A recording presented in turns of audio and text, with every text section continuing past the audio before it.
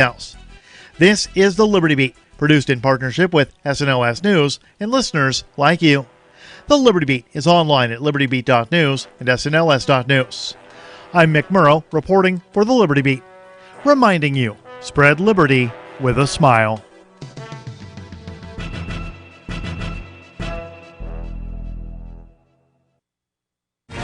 After months of struggling to find their footing, it looks like the GOP has finally found an effective spokesman. Since Republican leaders unveiled the reanimated corpse of Ronald Reagan at a fundraising event last week, the undead former president has quickly emerged as the new face of the Republican Party. Since Reagan was brought back from the grave by GOP leaders in a top-secret $2.2 million reanimation project, poll data shows Reagan with a higher favorability rating than all other high-profile Republicans combined. The voters know Reagan. They trust Reagan. When he moans at them, they're going to listen. And there's questions as to whether he still has capacity for thought, and he does eat people. But big picture, he's the best option they have right now. And appeared in a series of GOP ads promoting the Republican Party's traditional values. Congress and the president say they're trying to help fix our country's economy. Ronald Reagan and the Republican Party have the right idea for America's future. This is the Onion News Network.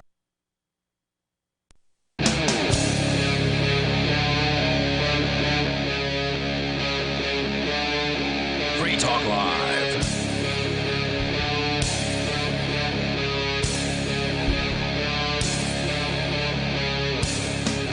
It is Free Talk Live, and it's the live Saturday edition of this program. You're welcome to call in, toll free, bring up whatever's on your mind. Our number is 855-450, free like freedom. That's 855-450-3733. Plus, you can join us on our Discord server and sound almost like you're sitting here in the studio. Like, the quality is very, very good on our Discord. So go ahead and join that server over at discord.lrn.fm. And we prefer when you call there, but we'll still take your calls on the old phone lines. Again, toll-free number 855-450, free like freedom. Joining you in the studio tonight, it's Ian. And Mark. Well, you know, they say you got to break a few eggs to make an omelet, Mark. And, you know, sometimes you got to kill a few folks to make sure that a wildfire doesn't start out in California. Because, you know, somebody might die in a wildfire. Not funny, but what you're saying appears to be the truth. Fox10Phoenix.com reporting that, surprise, a man whose life was dependent on oxygen died about 12 minutes after Pacific Gas and Electric shut down power to his area as part of their massive effort to prevent fire. We can talk about that, plus, of course, your calls and thoughts. On the way, a girl arrested over making a finger gun. You know, almost all of us did this at some point, probably in our school days. She's 12 years old, and she got hit. Probably did it today. She got hit with a felony charge over this. Mark, you're going to tell us about that coming up here. But first, El Dorado County Fire Chief Lloyd Ogan said Friday that fire personnel responded to a call in Pollock Pines after about 3:30 in the morning. On Wednesday, he said crews arrived to find an unresponsive man in his 60s. They were unable to revive him. Ogan said the man's oxygen equipment required power, but couldn't say whether the shutdown was related to his death. PG&E spokesperson Jeff Smith said they have not been able to confirm the accuracy of the report. The utility started turning off electricity early Wednesday in northern and central California in advance of strong, dry winds. So that's one fatality. There may be more, given that they have turned off power to upwards of 2 million people, 800,000 households and businesses having their power shut down. We did discuss this in a great amount of detail on Thursday night's episodes. If you want to get all the details on this, go back to our website over at freetalklive.com and scroll back to Thursday and then grab that episode where we got in deep to this. Because this is a crazy situation out there. If you're in California and you're going through some of this, then, you know, obviously we would love to hear from you. The short recap for those of you who weren't tuned in Thursday is essentially you have the government to blame for this situation from top to bottom for basically creating this. Now, the government goons in California want to point the blame at PG&E, and certainly they deserve plenty, but are a bloated, bureaucracy, essentially a monopoly. Right, a monopoly granted by the government. Right, which is where the problems begin, because the California government granted them a monopoly over a certain service area. Now, they don't have all of California. There's a couple or two or three different companies, from what I understand, at least in California, that serve different areas. But they do have, I think, most of the customers, or at least a large swath of them. And they're not the only ones shutting down. From what I understand, some of the other power companies are also doing it. But they're the ones getting most of the attention for it. So the government created the situation by only allowing one company to serve you if you're in California. And so therefore there's no competition. And when there's no competition in a marketplace, you shouldn't be surprised if you get a really crappy service. That's what a monopoly is. That's why we don't like them. And expensive prices. Right. High prices, bad customer service. These are the hallmarks of a monopoly. But you know that because you've dealt with the government before. And that's the only monopoly. PG&E is only a monopoly because at some point or another, the government granted that to them. That's correct. And the government's going to keep them in line, though, Mark. You see, they've got rules. Well, they didn't save this guy. They've got strictures, okay? The government has a certain set of rules. One of those rules is that if PG&E or one of the other power companies wants to raise their rates for some reason, well, they just can't make that decision like any other business could. You know, if you are in a business and your cost goes up, you might have to raise your prices so your customers can pay that new cost so you don't lose money, right? So normally a business that has to raise prices can just go ahead and make the decision. Sure. But in the world of government monopoly power companies, they have to put forward a case for a rate increase. This case has to be made to the PUC, the Power Utilities Commission. The Power Utilities Commission has to then hear the case. They have to open it up for public comments. They have to listen to all sides and all opinions. And, well, here's a shocking surprise. Some people don't want the power company to raise their rates. Well, don't forget that the PG&E, I think it was last year, there was some court case against them for starting a fire or something. And yes, and they lost that case. They lost and that. They went and bankrupt. Huge cost to the company. Right. And, I think to some extent this is them kind of coming back at the taxpayers and saying, hey, it costs money to do certain things in power. And if you want us to sort of, if you want to privatize the risk of fires from your public utility, fine and dandy, this is what it's going to look like. Because we've got to be very, very, very careful. This is us being super careful. We're turning off the power. Oh, did we kill somebody on oxygen? Sorry about that. Yeah, well, also, the business impact was estimated at what could be $2.3 billion.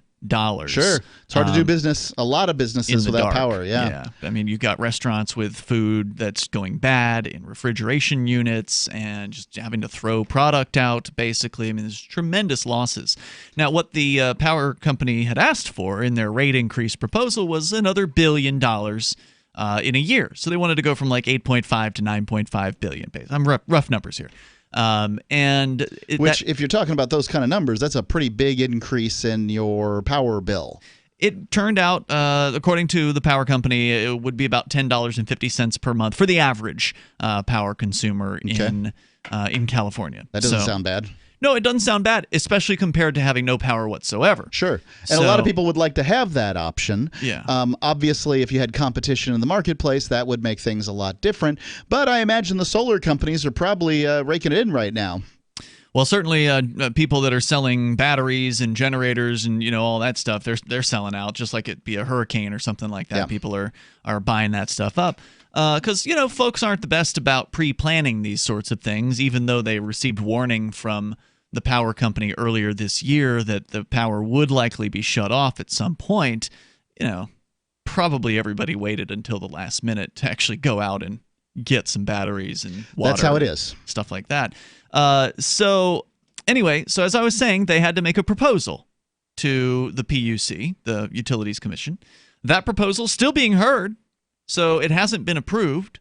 No, I'm sure it takes forever. Right. And as I said, you've got groups that are opposing it because, well, poor people may not be able to afford another $100 a year in power. That might make the difference between whether they can pay the rent at the end of the month. So you've got these groups of poor people who, of course, are poorer because of all the government, taxes and regulations in California. They're having a tough time in life, and so they're saying, no, we don't want power increases. And so the decision has yet to be made by the PUC. Maybe they'll approve it. Maybe they'll approve half of it. Who knows? But either way, the power company is basically saying, well, look, if we can't get this rate increase, we can't maintain the lines correctly because that's where the fire risk is coming from. They apparently say they don't have enough money to take care of the brush and the branches that are growing around these lines. So when a branch hits a line and takes a line down, it starts a fire. They haven't been able to maintain stuff, just like in Venezuela. So, and this may be what they're calling the new normal now, where it may not be being turned off. Power being turned off in California. Remember, this isn't happening in Nevada. This isn't happening in Arizona. This isn't happening in any of the other dry surrounding states that presumably would also have similar issues with weather conditions. It's only happening in California. It has to do with the situation the government created. I agree with you on that much, but I think it's PG&E just holding people hostage for their rate increase. Well, whatever you want to say it is. Either way, you've got a government-created situation. Yes. They're the ones who put PG&E there in the first place. The toll-free number is 8, and they're the ones who allowed them the monopoly. 855-450-FREE, and now you've got at least one dead man who, well, he couldn't survive because his oxygen equipment didn't have power. More coming up. Do you have a crypto wealth advisor or coach? If so, has your cryptocurrency advisor been investing in technology stocks for over 20 years? Have they left the corporate world and retired? Or are they still trying to make a weekly paycheck? Have they produced six-figure results for their customers in the past 30 days? And very importantly, are they a member of the Digital Currency Council? Seth Maniscalco is the founder of Crypto Wealth Coach and CryptoWealthCoach.com. Seth invested in his first Roth IRA at 19 years old while living abroad and has been investing in Wall Street and technology for over 20 years with experience in all the money markets. By comparison, so many of these so-called crypto gurus have barely been alive for 20 years. Seth has not only experienced personal success from his own investments in crypto, he has also helped his clients earn 6- and 7-figure incomes, including helping investors make over $750,000 in EOS in 90 days and 1,225% in only 5.5 months with Chainlink. Seth has help for the small do-it-yourself guy on up to crypto whales. Increase your wealth. Visit CryptoWealthCoach.com. Our history classes start teaching the Constitution around 1776 or even later. The foundation of our Constitution goes deeper than that. Without examining the context that gave America its principles and its founding documents, we cannot understand the foundation of our liberty and our constitutional republic. Liberty First University teaches online classes in a way that all ages find compelling and understandable, from middle school to law school. Join us at lfu.freetalklive.com to watch the free pre-recorded webinar. Watch now at lfu.freetalklive.com. Warning, this is a privacy alert. You are being spied on right now as I speak by your phone. If you want this to stop, visit GoDarkBags.com and we'll show you how elite military units protect themselves and how you can too. GoDark Bags are lab tested and guaranteed for life. Visit GoDarkBags.com now and enter discount code FTL to save 15%. That's GoDarkBags.com. Discount code FTL. Your privacy depends on it. End transmission.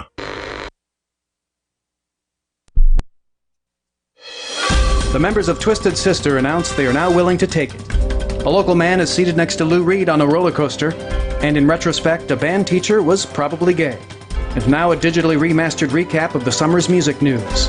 Baby Baby Love Ya Girl is now the nation's #1 song, despite no one claiming credit for singing, writing, or producing it. Here now is a short excerpt of the track. Baby, baby, love you, girl. Baby, baby, love you, girl. Members of the music industry call the hit single the most creatively brain-dead wasteland in modern recording history. And they say they would gladly lose millions in royalties rather than face the shame of having been involved in it. After a slap-bass filibuster from rubber band minority leader Bootsy Collins, the National Funk Congress remains deadlocked over the controversial Get Up, Get Down issue. Proponents of the measure favor getting on up and staying on the scene like a sex machine, while detractors are vehement in their belief that Americans need to get down with their bad selves. This is the Onion News Network. There are lots of ways to listen to Free Talk Live. Our podcast has been around since podcasts began, and now the FTL feed is loaded with content besides our full show archives. Did you know that we make it easy for you to customize your podcast subscriptions? We have different feeds, one that includes only our full shows, one with just the Daily Digest, and one with just the Edgington Post. You decide what you listen to. It's quick and easy to customize your feeds at feeds.freetalklive.com. That's feeds.freetalklive.com. Looking for a great real estate investment? Consider New Hampshire, which is ground zero for the Liberty Movement. Your first call should be to Mark Worden from Porcupine Real Estate. He's more than just a real estate agent. He's your New Hampshire concierge. Where are the best places to live? Do you want farm, city, the burbs, or forest? Do you want a duplex or multifamily building so that renters pay your mortgage? There are homes in all price ranges in New Hampshire, and Mark can help with financing too. Invest in Liberty and property. Mark Worden can help. PorcupineRealEstate.com. You can put the Liberty Radio Network on the air in your area. Visit broadcast.lrn.fm to learn how. Broadcast.lrn.fm.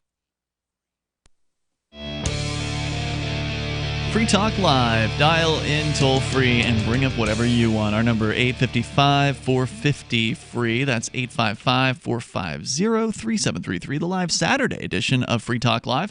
With you tonight, it's Ian. And Mark. I want to tell you about how to get some gold. Gold's been on the move recently, and it's historically known to be one of the more secure investments, and that may be becoming really important here in the near future. A lot of people are seeing the stock market not doing so great. I don't know. I mean, you're probably a better expert on that than I am, but I don't like some of the things I'm seeing from the Federal Reserve and the stock market. The report that they've got there for you from McIlvaney ICA is the 6 advantages of adding precious metals to an IRA and how you can double your ounces. You can get it online at icagoldsilver.com.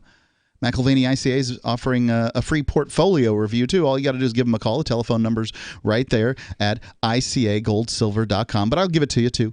icagoldsilver.com or 800-525-9556. 800-525-9556, icagoldsilver.com. The claim regarding the power in California here in an article from CNN posted an hour ago is they are saying power is now back on for about 99.5% of the Northern California customers who were in the dark previously, when about 800,000 customers had their power shut off on Wednesday. So there are only about 2,500 people still in the dark as of today, according to this story.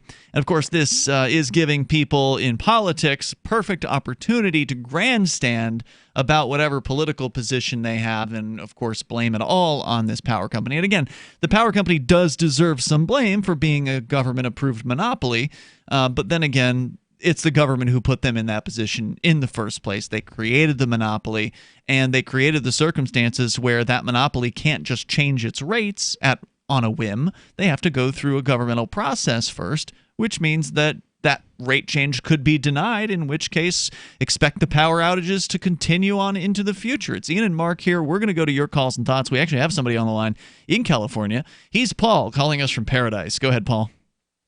Hi, Ian. Yes, we've been out of power for a year now up in Paradise. And a lot of people, what they have done, the city burned down. Oh, wow. A year ago. Okay. 40,000 houses burned down. Jeez. So I am building a fourplex house on a lot, a single-family lot, and with 100 solar panels on the roof. This will reduce the cost of the mortgage by 50% just by being able to sell the solar to the neighbors. But what a lot of people are doing is buying solar-powered flashlights. With the solar-powered flashlight, you can recharge your cell phone constantly. Mm-hmm. Well, at least you got that. It's nice to have a cell phone. It's nice to be entertained while you're sitting in the dark. Well, yes. If it's solar powered, then you're probably not sitting in the dark at that point. Do a lot of people have gas ovens, or do they have electric ranges there? Well, unfortunately, most people have gas, but the people that have been switching over for the last couple of years, actually, the newer stuff is electrical. Now, why do you say unfortunately? I hear that chefs prefer gas. Well, that may be. I actually like gas myself. It's just that we're heading towards electrical, and the faster we do it, the better, because we can get all the energy from the sun. Because, like in most cities, enough sun hits the city in 1 hour each year to run the whole city for a year. I mean, that's actually how much energy each city gets from the sun. Well, now that's a pretty big claim. I mean, I don't know if the solar panels are efficient enough to be able to, if that's true, what you're saying is that in an hour there's enough sunlight to power an entire city. That seems at this point to be pretty unbelievable, but I understand the solar panels are getting better over time. Well, it's not only that, it's the Tesla batteries. And all batteries. You'll notice one of the people that won the Nobel Prize this year did it because developed new techniques for using lithium in batteries. And the largest deposit of lithium in the world was just discovered last month. Oh, interesting. Take I know a that's guess where fairly in the rare. world it was found. I don't know, but the United States is going to wage war on it in the very near future. I'm going to guess Africa. That's a good guess, but no, it's China. Oh, okay. Right in the middle of China, they found the largest deposit of lithium in the world. Well, that's interesting. I don't think the United States will wage war on China over the lithium. No. Paul, I want to say thank you for the call tonight. I appreciate your input on this, and sorry to hear about all the houses burning down near you. That's never good. Let's go to David. He's also in California, in San Francisco. David, you're on Free Talk Live with Ian and Mark. Yeah, how are you? Hey you know, the Pacific Gas and Electric has been basically embezzling money for years. Years and years, maybe as long as 70 years. Is it embezzling if it's legal for them to do it? No, it's not legal. And they exploded a town. There was a pipeline that they had running through this town of San Bruno. And they laid in the pipe in 1954 knowing that the pipe was defective.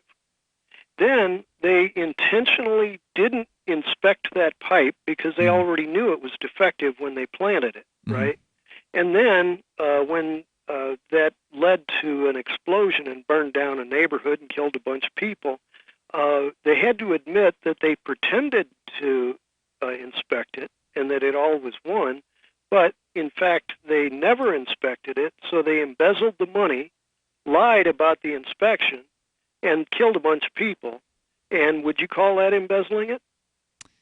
Well, I don't know. I mean, if normally embezzling, as I understand it, and I'm by no means an accountant or a financial expert, usually embezzling is something that somebody like inside a company does to shuffle funds illegally into their own bank account or whatever, into their own their own control. It to dividends to the shareholders. I see. And this was because they didn't spend the money on doing the inspections, is what you're saying? Well, they took a tax break for research and development, which was the inspection. That becomes research on their own projects, safety, they were able to write that off, even though they never did it. And so for years, the taxpayers were under and when I say years, I'm talking 1954 till the explosion happened in 2011. So that was, 60 years worth of pretense. What do you propose we do about it? I mean, presuming it's all true. Where I was going to go was that when you start studying PG&E, they pretended to cut back branches in Silicon Valley. I believe this was 2004. And they claimed that they spent $60 million trimming branches, but they didn't do it. And they ended up burning down an expensive zip code in Silicon Valley and had to pay big lawsuits on that and got busted for the fraud involved in that. So that definitely was embezzlement, but it was on the same scheme. And so the town, that previous caller talking about Paradise, California, that's also blamed on PG&E and their faulty equipment. Now, what I'm concerned with is defective products. So, in other words, they have to buy insulators. They have to buy, just on the high-tension power lines, they have to have rated steel. You know, they I can't know just you've got a put point in you're some driving pot- at here. Stand by, David. We'll bring you back for that in just a moment. It's Free Talk Live. I want to tell you about my favorite cryptocurrency wallet, Edge Wallet at edge.app. Edge is the wallet I use more than any other, and that was true long before Edge Wallet became a sponsor of Free Talk Live. Edge Wallet allows you to buy, sell, trade, and securely hold your cryptocurrencies, including Bitcoin, Ethereum, tokens, Monero, Ripple, Dash, Bitcoin Cash, and more. It's available for both Android and iOS, and you can download it via the Play or App Store or via Edge Wallet's website, edge.app. Secure your freedom with Edge Wallet. Divvy is crypto made easy. Anyone can use Divvy to securely and seamlessly spend, earn, store, or exchange digital money, the US dollar, and euros. Divvy is fast. Transactions happen in seconds with fewer fees. While other altcoins are languishing, the Divvy price has risen substantially against BTC. Now's the time to make a switch to Divvy or make your start with cryptocurrency with Divvy. Visit DivvyProject.org. Divvy is crypto made easy. Plus one-click masternodes. DivvyProject.org. Again, DivvyProject.org. Since time began, tyrants have taken aim at personal liberties. Now there's a movie that aims back. The government has no more right to tell us what to put in our bodies than they have to take our guns or tell us what books we can read. 6 drug police were eaten by bears while raiding a marijuana farm. On your knees, you dirty hippie! Jesus. On your knees! What's the problem, officer? Today, many cops who enforce pot laws do so only because it provides them with cushy jobs, good benefits, and a chance to push people around. I was an undercover narcotics officer. The drug war is nothing but a farce. The Second Amendment says you gotta keep you and your gat intact. Guns and Weed, The Road to Freedom.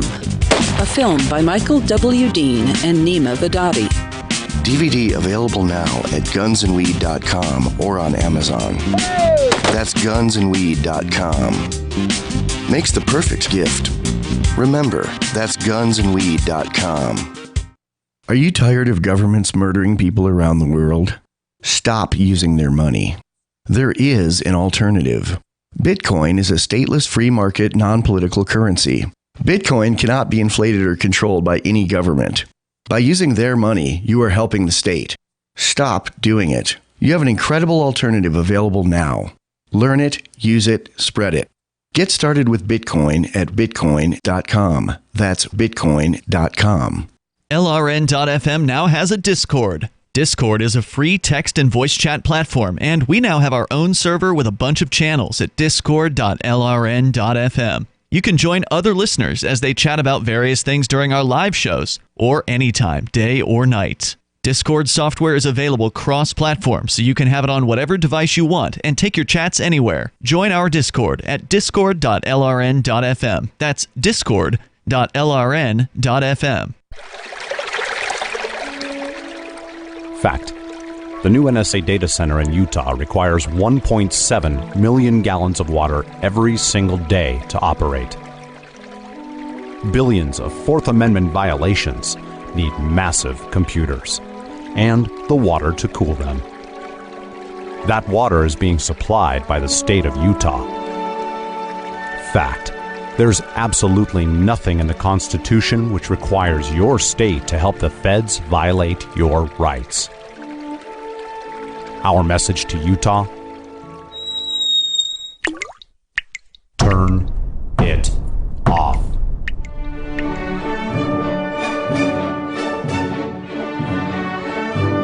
No water equals no NSA data center. Visit offnow.org.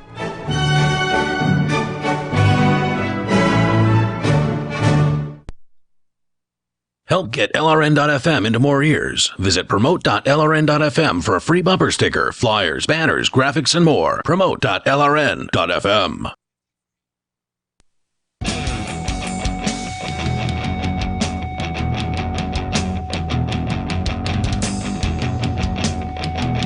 Free Talk Live, dial toll free, bring up whatever you want here. Hearing from people out in California, their thoughts on the wildfires and the power company, which has decided they're just going to be turning off the power. Sorry, those of you on medical equipment, who might need life-saving oxygen or a defibrillator or whatever it is that, you're on.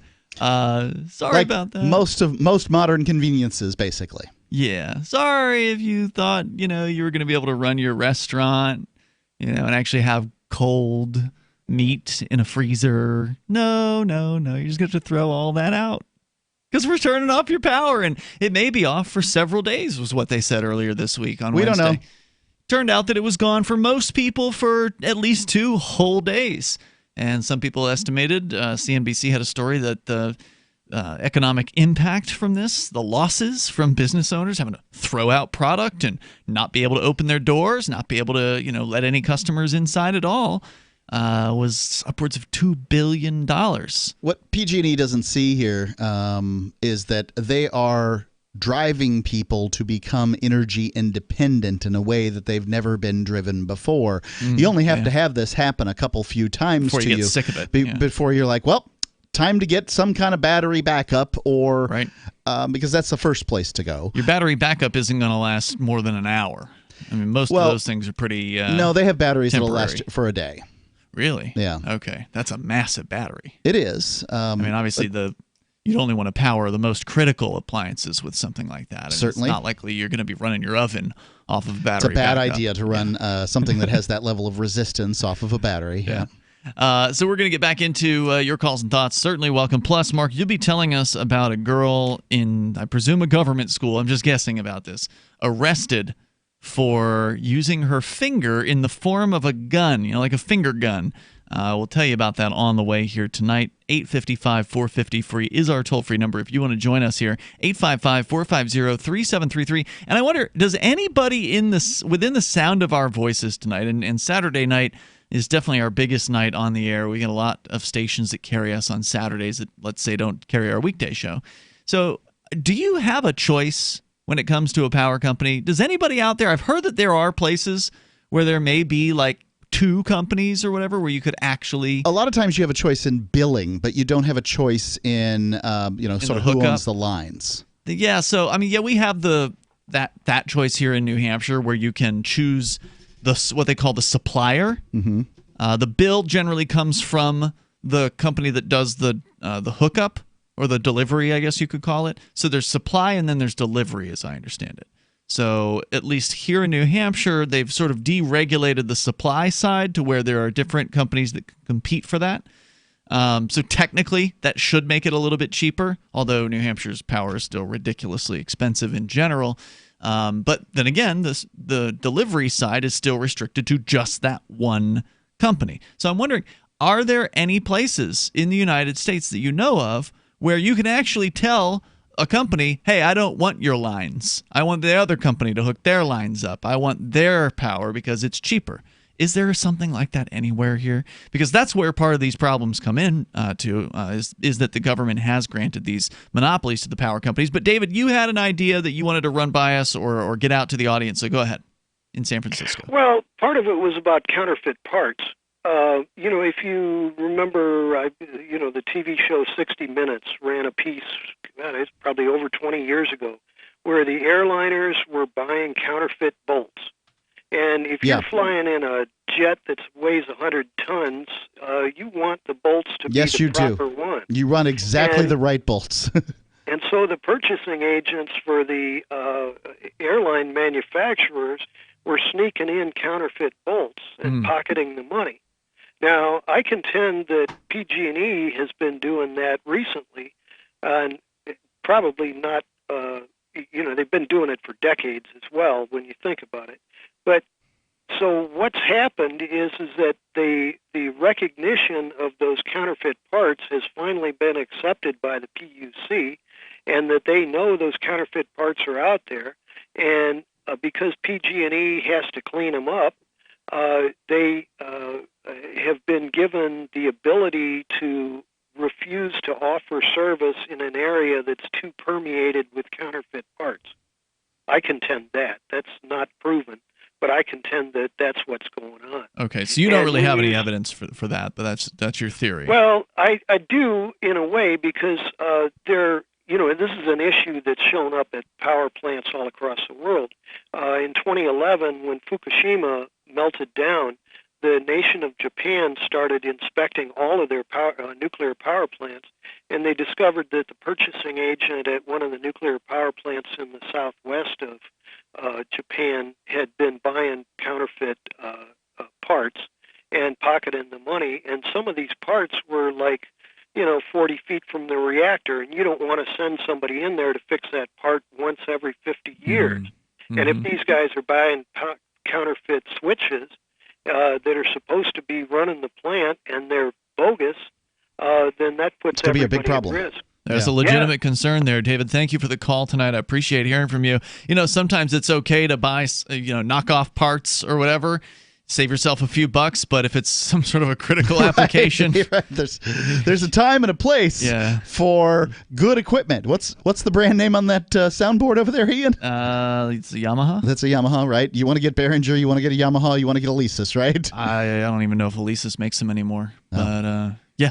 So the toll-free number is 855-450-FREE, and the Behringer I had, the power supply failed, so that doesn't mean anything. Look, it does mean something. Yes, all equipment can have problems, right?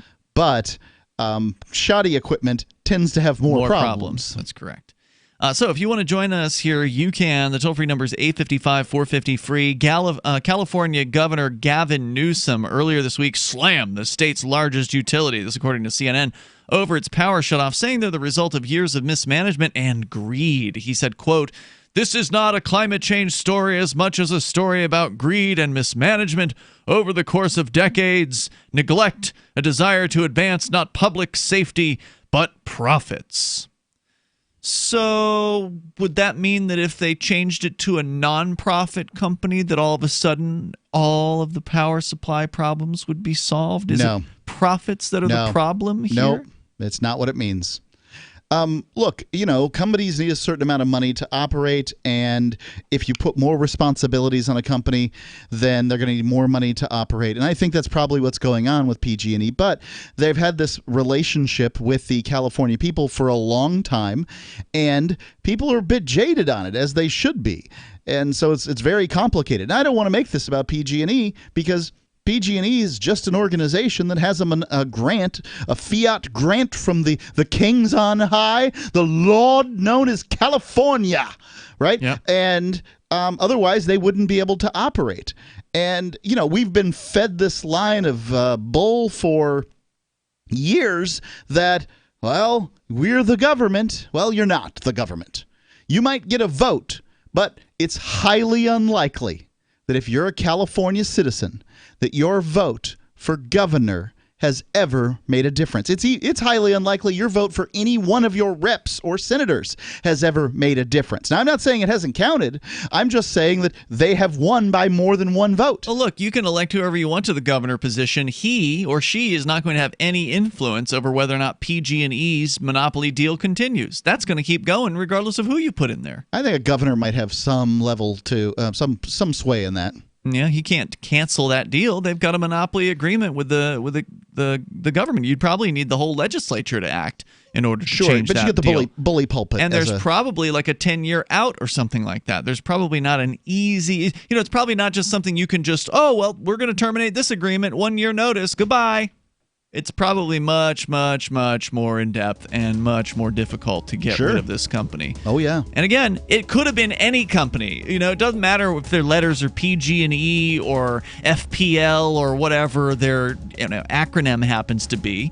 If you give any company a monopoly over a service area and a product, well, expect them to suck at it. Right. Bad customer service, high prices. 855-450-FREE, like freedom, but nobody's going to propose to end the monopoly as the solution. It's Free Talk Live. Most of you know that heart disease is the #1 silent killer in the U.S. What if I told you for just $54.95 a month you could fight against heart disease naturally? At Heart and Body Extract, we've been helping thousands of people get back to a healthier heart. Don't just take my word for it. Check out all of the success stories at hbextract.com. Or to order, call 866-295-5305. That's 866-295-5305. hbextract.com. Don't risk it when you can take charge of it. Taheebo Tea Club's original Pure Pau d'Arco Super Tea comes from the only tree in the world that fungus doesn't grow on. so it naturally has antifungal, antiviral, antibacterial, anti-infection, anti-inflammation, and anti-parasite properties. But maybe more importantly, Tahibo Tea Club's original pure Pau d'Arco Super Tea builds corpuscles in the blood which carry oxygen to our organs and cells. Our organs and cells need oxygen to regenerate themselves. The immune system needs oxygen to develop, and cancer happens to die in oxygen. The tea is great for healthy people, and it can truly be miraculous for someone fighting a potentially life-threatening disease due to an infection, diabetes, or cancer. Tahibo Tea Club's original pure Pau d'Arco Super Tea is only $34.95 plus shipping. Order now at shopsupertea.com or call 818-984-6100. That's shopsupertea.com or call 818-984-6100. shopsupertea.com. Hunters, anglers, campers, and survivalists. Get back to nature. Expand your horizons with the highest quality, most versatile, unique slingshots and sling bows on the market at slingbow.com. Sling bow products are compact and models start from just $17.98. They're perfect for your bug out bag or storing in your vehicle. Give yourself and your loved ones the excitement and tradition of sling bow. A new frontier in archery and truly modern twist on this primitive survival tool. Feel the thrill only at slingbow.com. Don't you hate that feeling in the pit of your stomach when the police pull you over? Most people have no idea how to handle it properly, and they promptly get fed into the municipal fee-generating meat grinder. Or maybe you recall that feeling you get when you go to the mailbox and see one or more letters from the IRS. You get a sense of impending doom, don't you? So let me ask you, if you could learn how to use the law to beat the IRS, traffic tickets, almost any courtroom scenario, collectors, credit card debt, and even mortgage debt because of fraud perpetrated against you, would that be worth knowing about? Don't laugh. Investigate. Check out the life-changing benefits of the Lighthouse Law Club at their website, lighthouselaw.club. That's lighthouselaw.club. And while you're at it, visit the Lighthouse Law Club YouTube channel. You might be in for a pleasant surprise.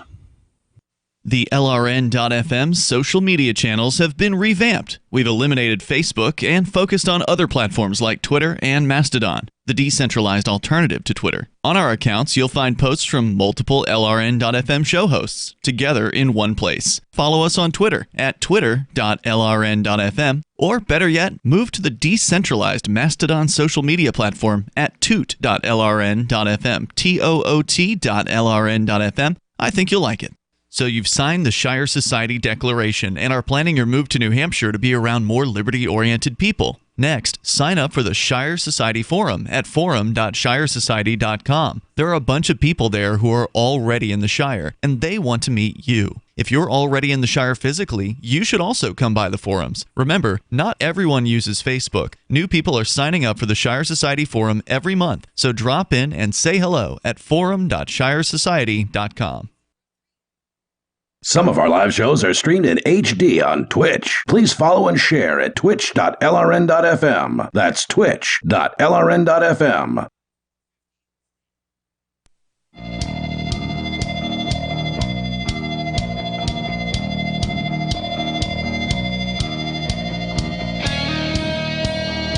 It's Free Talk Live. Dial in.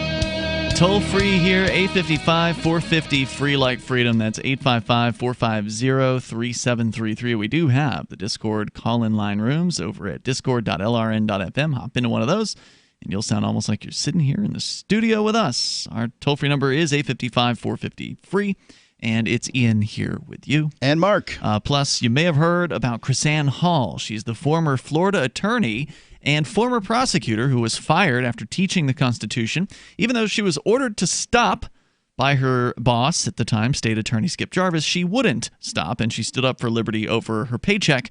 Watch the replay of Free Talk Live's webinar with KrisAnne Hall for free over at lfu.freetalklive.com. LFU stands for Liberty First University.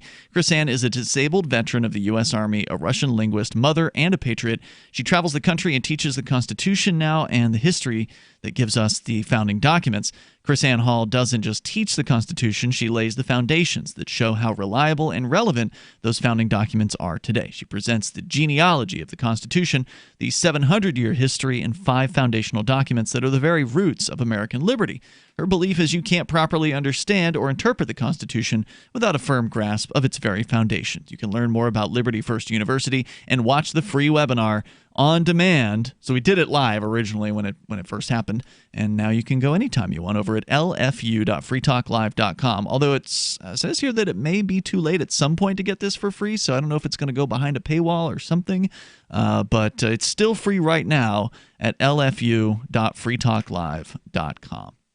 All right, so we've been talking about the power situation over there in California, and I'm actually looking at the DLive chat. TVP Steven in there is saying that money is the problem, that money is the root of the problem, and he's talking about planned obsolescence when it comes to products and things like that. And I gotta disagree. I know there are people out there that think that money's bad, that money's the root of all evil. Those people really haven't figured out how to create an economy above sort of hunter-gatherer without some medium of trade. And, you know, the idea that we're all just going to do the things that we do and spread them around and everything's going to go fine without money is pedestrian at best. Well, yeah, if I've got chickens and you've got coconuts and I got plenty of coconuts, you know, it's not going to work out. Right. If we've got chickens and coconuts, we're just now entering what 10,000 years ago, right? Mm-hmm. There's 10,000 years of evolution in our economies from that. So you're just talking about animal husbandry here, and I don't know whether you grew your coconuts from a little coconut grove you put together, or whether you picked them off trees that you happen to have. But you know you can't. I'm sorry, it's just not going to work. You got to have money. Even the Russians. I mean, when the Soviet Union was formed, they had to come up with something. They couldn't figure out how to do things. They priced things with their own money, right? They're like, well, we tried this without money. This doesn't work. So then they created their own money, but then they know how to price things because they don't have the the marketplace. They didn't have a marketplace and any semblance of a free market at all. So they went to the Sears catalog and looked at the prices of things and tried to figure out they figured out what things were worth, and that's what they did. Right. Money came about naturally. It came about through the need of people to be able to, first of all, set a price for things, because if there's no price on a thing, then the demand can be pricing tremendous. is extraordinarily complicated. Mm-hmm. Like, what is something worth? What someone will pay for What is it. a kilowatt hour worth in electricity? And that's a complicated question. Mm-hmm. Any particular project, but anything that you're trying to sell, a widget or whatever it might be, what's it worth? And the answer is, you don't know what it's worth. You can figure out what it costs you to make it, and you can say, I'm willing to sell it for X above what it costs me to make it. But what you need is downward pressure from the marketplace, driving down prices in order to make your process to make something more efficient. This is why Ford creating the assembly line for the production of cars was so amazing. I mean, before that, cars were made by hand. They just, people put them together. And, that's a pretty expensive way to do things. So, money is important because it helps with people setting prices. Because if you were to go to like this, I don't know, there's a certain type of person, I don't know if you want to call them a Marxist or whatever, but you know that documentary that was a real big craze like a decade ago, Zeitgeist? Zeitgeist, yeah. And they looked at that and they determined Marxism with robots. Yeah, they determined that money bad. And what they wanted to do was create a computer that would be like this sort of central committee, if you will, getting rid of the humans. Resources. Yeah, that the computer would allocate all the resources. And I get where they're coming from. It looks really inefficient when you see somebody like, Elon Musk or Jeff Bezos, and they've got a whole bunch of money, right? And then the rest of us are out here sort of scraping to make things work. Now, I'd say the vast majority of Americans are only scraping because of bad financial decisions that they've made in the relatively recent past. And if they start making a series of good decisions, regarding their finances, they'll be a lot better off. But nobody wants to hear that crap. Yeah. Nobody wants to hear, well, you've got to you got to control your spending. You probably shouldn't have this extraordinarily large cell phone plan, or stop drinking every night. Maybe that $150 you're spending on Dish Network or whatever is too much. Whatever it is, I don't know what you're spending your money on, but right, drinking every night. You can drink every night cheaply. At home, if that's what you want to do. You can't go out and drink every night cheaply. It still adds up. I mean, it's still money that you could be saving and putting towards more productive uses. Sure. Looking at your habits is definitely one thing that people can do. But money is not the root of all evil. Money is just a tool.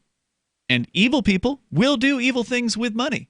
But good people will do good things with money. And for the most part, it's a very useful tool that is quite helpful, and it's not something that we can just get rid of because a computer system can't just figure this out. If there's no pricing on the things that you do, whatever it is you do, you make widgets, okay? And these widgets are useful. People want the widgets for whatever purpose. Well, if there's no money and instead there's just this computer that's telling you, all right, keep making those widgets, keep making them. You're going to be making those widgets until you die, and in theory, all you're going to get back is whatever the computer decides you need. So you may have the most valuable widget or the widget that people want more than any other thing, but you can't charge anything for it. Otherwise, the computer system's going to put you in jail or whatever. You can't charge money in this fantasy no money world that these people have. So the demand is endless. You're constantly making widgets. You don't have time to go to the bathroom. Well, you just make widgets at the speed at which you felt like making widgets, and you would then slow down in your widget making. As communism was tried here in the United States. They tried it when the Pilgrims came over or whatever. The first Thanksgiving story and all that stuff. They attempted to do this. They said each according to their ability, and according to your need. That whole rigmarole, and it turns out that people would work slower and less hard because. If you want to get a guy to work hard, he's got to be incentivized. You make it so his wife wants to feed the kids, and then he gets out there and he works really hard. But if it's everybody gets to eat, then I don't feel good today. Well, but we need more widgets. Get back to work. Well, okay. The people have demanded more widgets. If convicts were great workers, then there would be a heck of a lot more demand for them. I was in the prison system for a period of time, and I've never seen anybody work less efficiently than convicts. They go as slow as they can get away with. I knew a guy that would, he and I were a roofing crew. And he said, I'm finding new lower gears every day. And we just keep going. He'd stop me because I'd run around. I got energy. He's getting paid hourly, right? Yeah. He's getting paid by the hour? No. Get paid by the job? Convict. Oh, he's getting told what to do. I missed that detail. And thus, he's just slow. Yeah.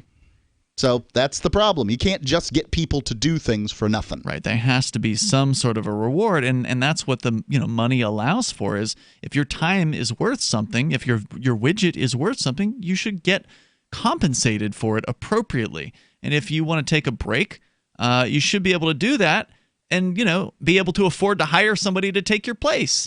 So the whole idea that money is just going to go away because some people don't like it, I'm sorry, it's a ridiculous fantasy. We need to have this medium of exchange because bartering just is not efficient.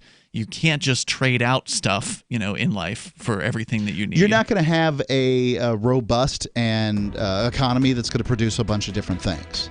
All right, 855-450-FREE. That's the toll-free number. Coming up, I guess a young person is in trouble for using her fingers in the form of a gun. I don't know if this was at a school. I'm presuming it was. It sounds like the kind of thing that would happen at a government school. We'll tell you about that coming up here as well. Plus, the preacher who was speaking in tongues and got a text message, and it kind of screwed him up. We'll tell you about that coming up. You love Bitcoin. It's the future, right? Well, no, not if everyone stops using it. I mean, think about it. How many places in your town take Bitcoin? One? None? Let's be real. If this Bitcoin thing is ever going to happen, it's going to need your help. The good news is the guys at AnyPay have your back. We built a website called helpmetakebitcoin.com. and it's a place you can send any business, and they'll be set up to take Bitcoin in 5 minutes. HelpMeTakeBitcoin.com. Bitcoin.com has launched a trading platform at local.bitcoin.com, allowing you to buy or sell Bitcoin Cash via dozens of payment methods like PayPal, Venmo, bank deposit, remittances, or meeting in person with cash. There are no ID requirements to sign up for and use the site, and all communications between buyers and sellers are encrypted. Finally, a global trading platform that respects your privacy. Visit local.bitcoin.com to get started trading Bitcoin Cash. local.bitcoin.com. The new 4th edition of Healing Our World, The Compassion of Libertarianism, will take your understanding of liberty to a deeper level and has over 1,300 updated references, new cartoons, and a foreword by Dr. Ron Paul. With discounts for multiple book purchases, the 4th edition of Healing Our World is a great gift for the liberals, pragmatists, environmentalists, and Christians in your life who think libertarianism is cold-hearted. Get yours today at healing.freetalklive.com and use promo code FTL for a $5 discount. Some of you asked, and now we've delivered. LRN.FM's live Keene, New Hampshire studio shows are now streamed in HD on Twitch. Visit our channel at twitch.lrn.fm and give it a follow. If you have Amazon Prime, you get 1 free subscription on Twitch. If you use it on our channel, Twitch will give LRN.FM a monthly piece of your Prime subscription cost. So please watch, follow, share, and subscribe to twitch.lrn.fm. That's twitch.lrn.fm. You're listening to the live edition of Free Talk Live. Hour number 2 is next, after the news, here on the Liberty Radio Network at LRN.FM. This is the Liberty Beat, your daily source for liberty news and activist updates. Produced in partnership with SNLS News and listeners like you. Online at libertybeat.news and snls.news. I'm Mick Murrow with your latest edition of the Liberty Beat. Gold is trading at $1,494, silver at $17.50, and Bitcoin is trading around $8,547. Today's prices are brought to you by InnoScale. Take off with Managed Cloud. Looking for a safe, secure way to store your important files online? Let InnoScale handle it for you. Their high availability cloud servers are the perfect solution for clients needing one or more secure, scalable servers with built-in hardware failover protection. For details, see them online at innoscale.net. In the news, a group of angry farmers in southern Mexico captured the mayor of their village before dragging him through the streets while tied to the back of a truck, after villagers claim that he failed to deliver on major election campaign promises. The Mind Unleashed reports that police eventually freed the mayor, who suffered no major injuries following the violent ordeal. El Heraldo de Mexico reports the mayor was abducted Tuesday by an angry group of protesters armed with clubs and rocks, who tied him to the back of a pickup truck before dragging him through the streets as a mob ran after him. Footage of the incident has gone viral. Following the incident, a violent confrontation broke out between the group and local police, leaving about 10 people injured. The state attorney general's office said 11 people were arrested. 8 hours following the incident, the mayor appeared in the local square and said that he would hold leaders of the Santa Rita community responsible. The Liberty Beat is sponsored in part by Brave Botanicals. High-quality kratom and CBD at reasonable prices with excellent customer service. Brave Botanicals is activist-owned and mission-driven and believes so strongly in the power of kratom, they're giving it away for free. Just go to freeounceofkratom.com for a free ounce of kratom delivered to your door. Just pay shipping. That's freeounceofkratom.com. This is the latest edition of the Liberty Beat. Find us online at libertybeat.news and snls.news. Your news now continues. This week, America's longest war in Afghanistan turned 18 years old, and so did its youngest soldier.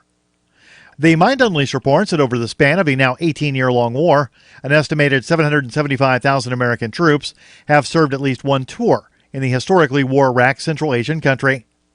Very soon, the U.S. will begin sending young service personnel who hadn't even been born at the time of the start of Bush's so-called War on Terror.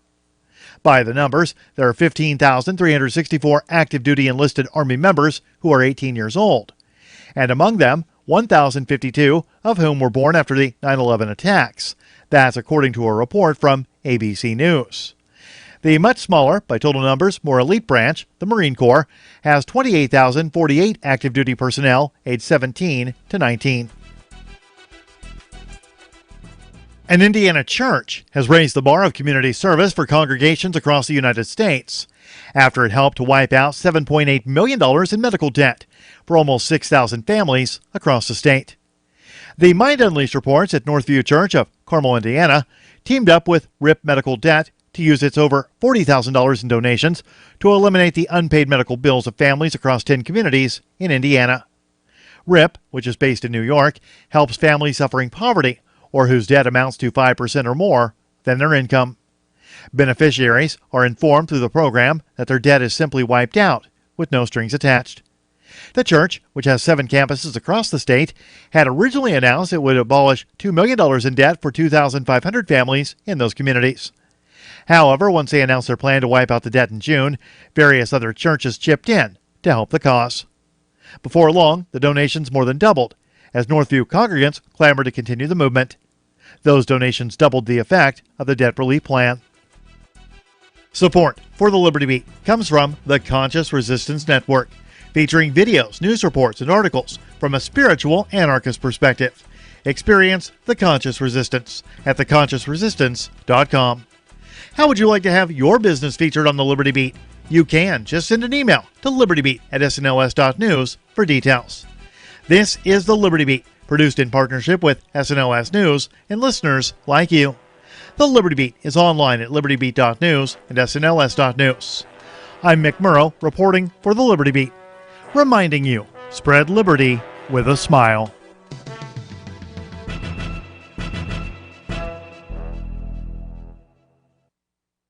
Regarded by many as one of the fastest rising online personalities today, social media rock star Ryan Wasserman has 250,000 loyal Twitter followers and earns $28,000 a year at his job as an administrative assistant. The Onion spoke to the online luminary at KPL Insurance, where he works from 9 a.m. to 5 p.m. and makes roughly $13 an hour. I'm just trying to bring my unique perspective to everybody. That's what my followers expect, and I like to think I deliver. Wasserman, who currently has $900 in his checking account, regularly engages in conversations with high-profile celebrities and takes the bus to work from the 2-bedroom apartment he shares with a 23-year-old he met on Craigslist. Actually, I just started a Tumblr because sometimes 140 characters just doesn't cut it. I just had a Google Glass tweet that Questlove retweeted again. KPL, this is Ryan. Yeah, I'm sorry, I totally forgot. This is the Onion News Network.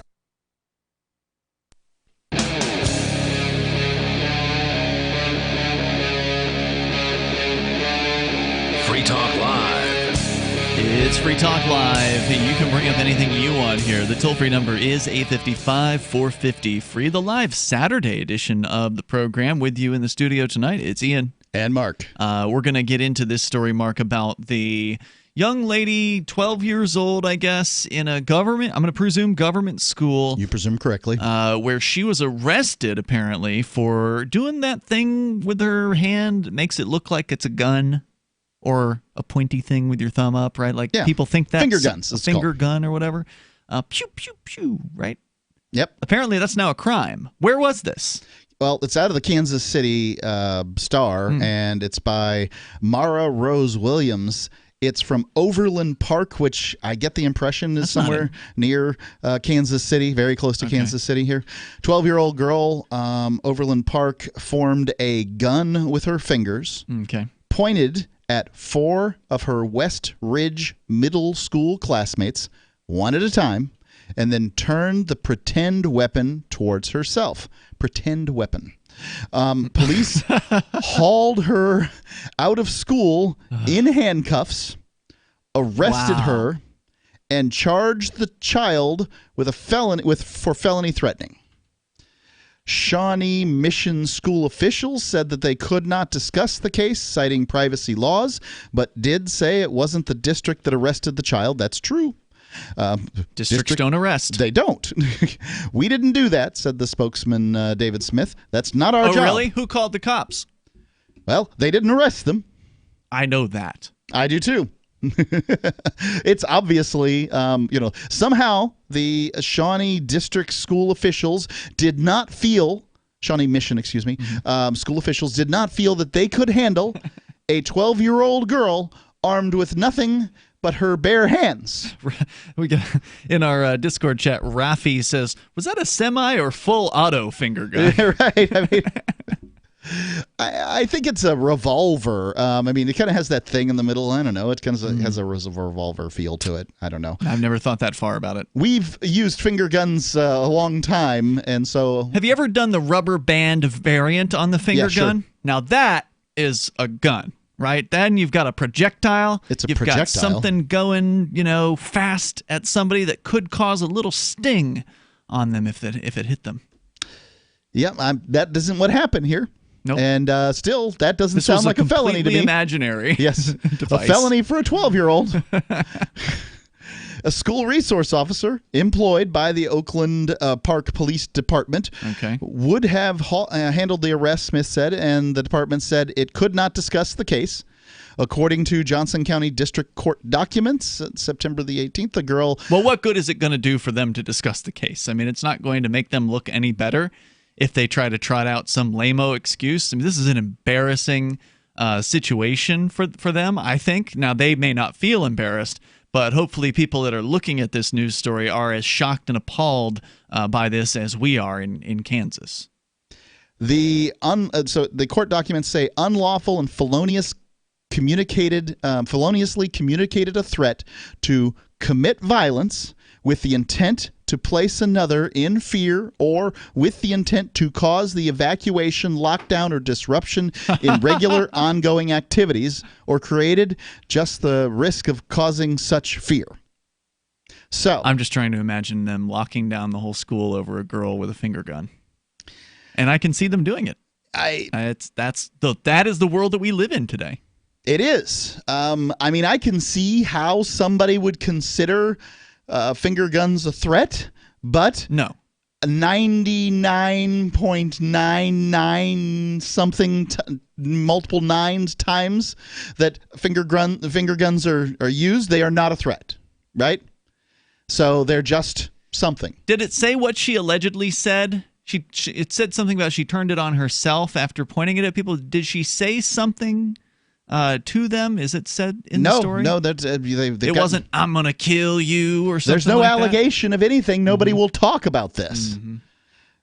Let's see. John Kavanaugh, the girl's grandfather in California, where the girl is now living, he said that his granddaughter has no access to a real gun and she had no intent of harming anyone. Right. I think that this is just something that probably could have been handled in the principal's office and got completely out of hand. Yeah, that's the way things used to be. Yeah, she was just mouthing off, he says. So, wow. Because of the gesture, the Star was told the girl was sent to the principal, Jeremy McDonald's office, and the other students involved were also talked to. The school resource officer recommended that she be arrested, Insane. the source said, and she was detained by police and later released to her mother.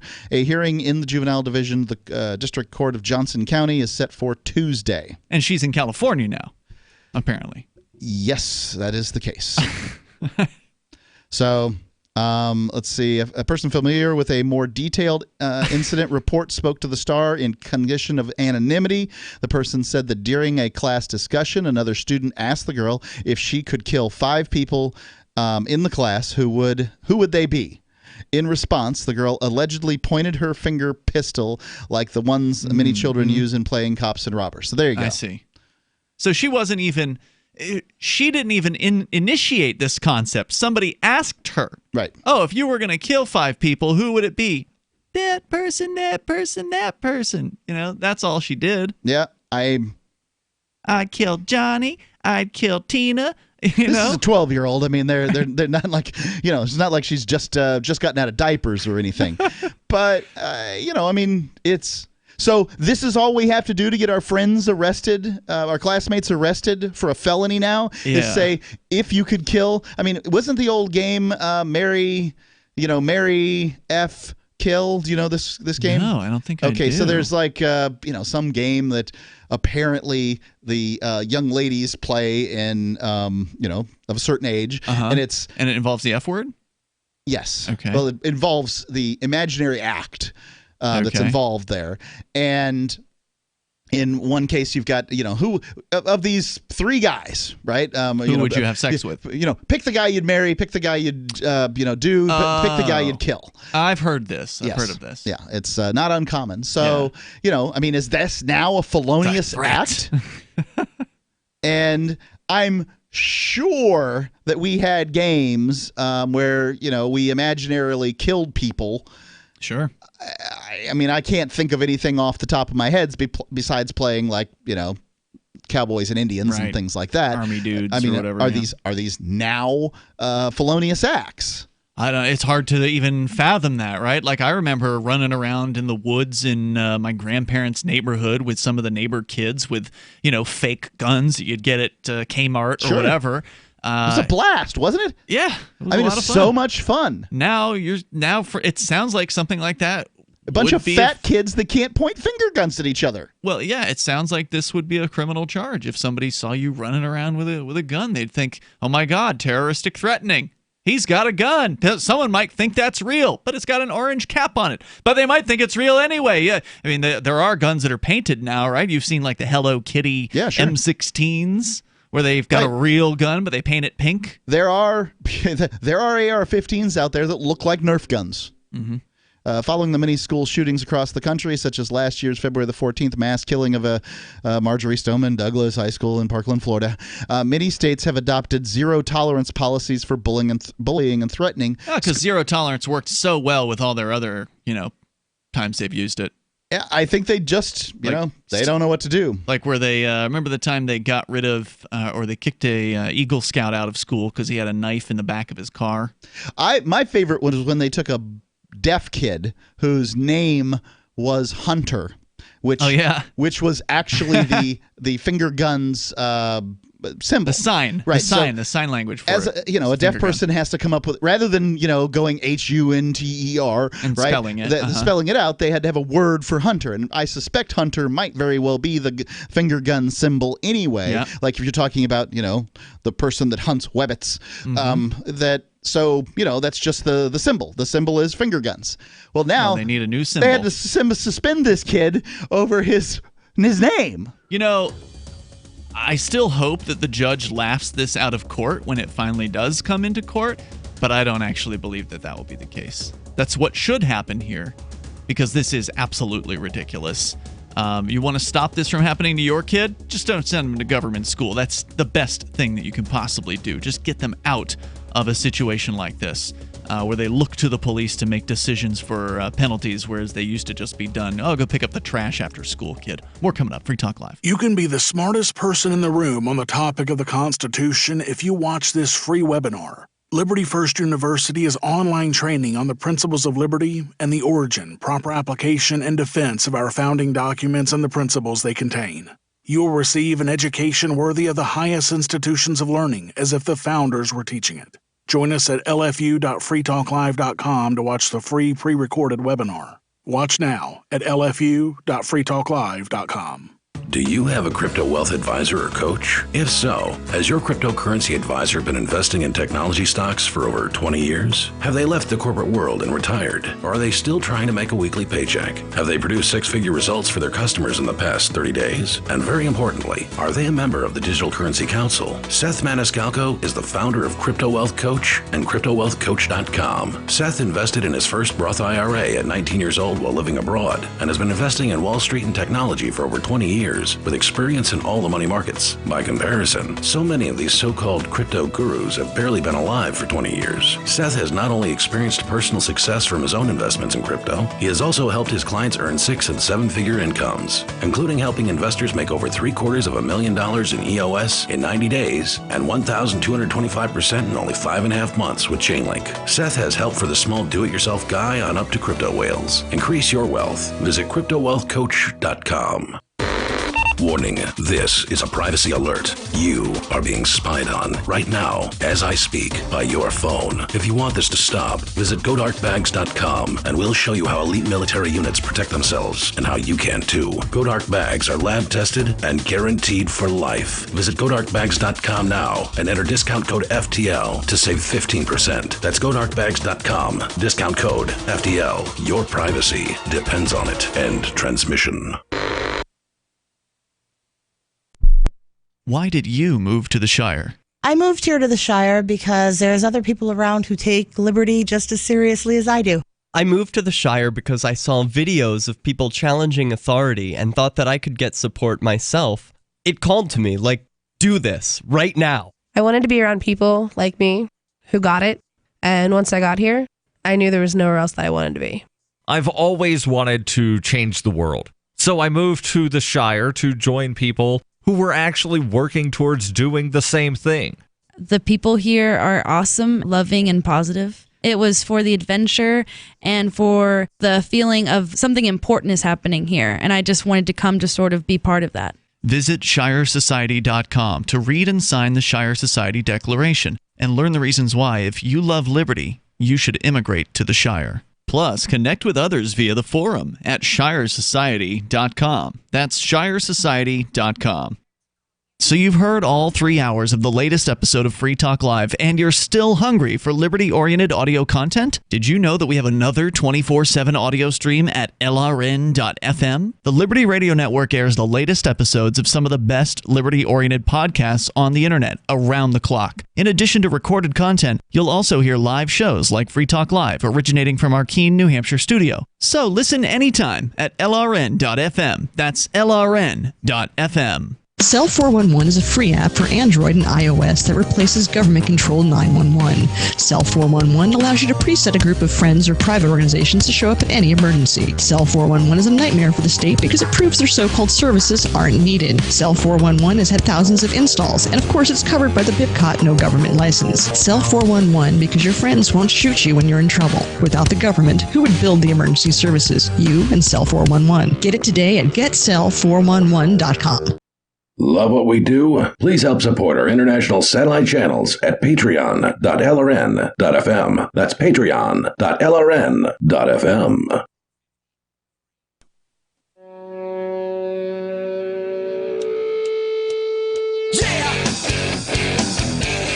Yep, it's Free Talk Live, and it is the live Saturday edition of the program.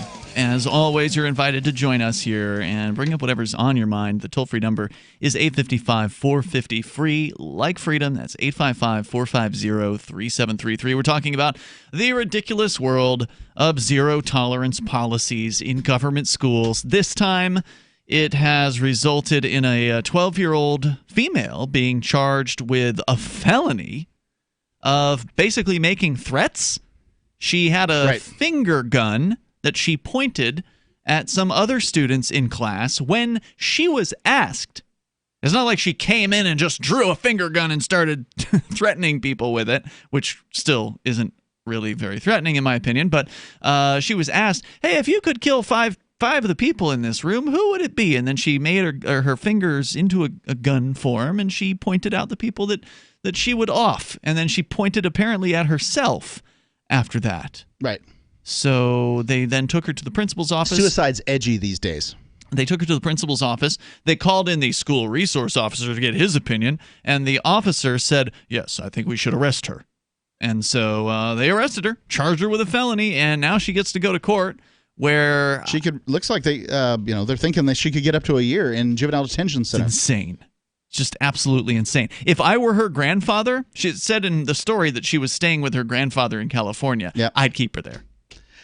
I don't know that I think that once... Can they put a warrant out for your arrest if you're 12? That's still valid when you turn 18 if you're 12?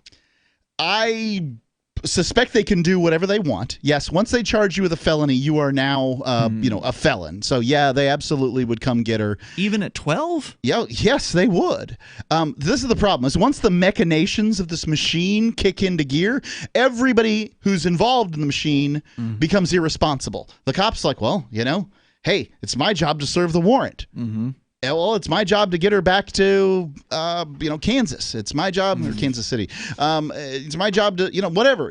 They're all just little cogs in the wheels, and none of them is responsible for the action, but they all are. We all are. I mean, this is outrageous, but the school board, nobody's going to descend upon the school board with pitchforks and torches. They're not going to say, you've done it, you've gone too far. or the police department. If the school board wants to blame it on the police department. Like they said in the article, their hands are off of this. They didn't make any decisions that made this happen. I mean, all they did was bring officers into the schools 20 years ago. How could they have foreseen that it would have gone like this? Ladies and gentlemen, I'm telling you that if you bring police officers into your schools, they will arrest children for outrageous things. You know how I know? They've been doing it. Yeah, that's true. And it just keeps happening over and over again. So I'm not, like, from the cops' point of view, this is criminal threatening. Right? I mean, here you have it. This is it. It's all nobody's responsible, but everybody is. And until somebody stands up, enough people stand up, because this isn't about one person standing up. The grandfather can make all the kerfuffle that he wants. I can get on the radio and say, ladies and gentlemen, this is stupid, and we're stupid for continuing to put up with it. Every time you send your kid to a government school, you're just saying, okay.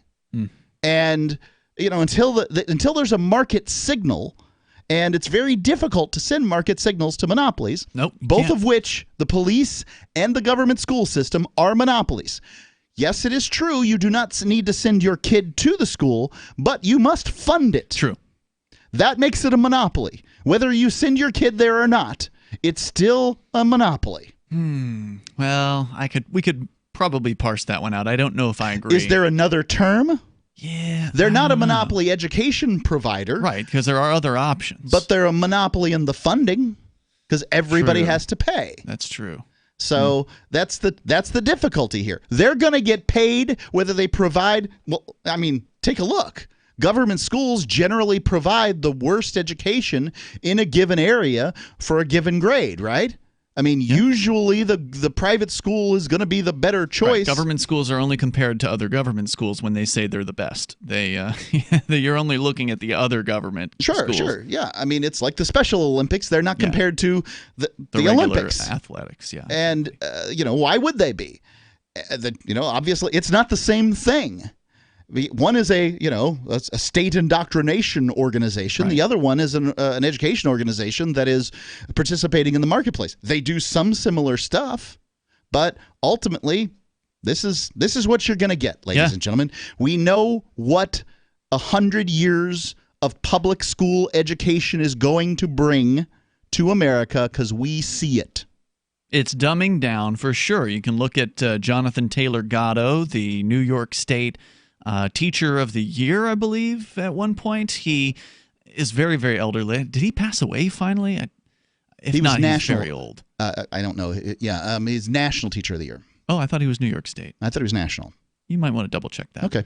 But anyway, he wrote a series of books and has given myriad speeches on the topic of these government schools and the system that has been created for the purpose of creating a sort of a dumbed down worker bee, kind of worker class, who is sort of put in a place in the world where, he can read.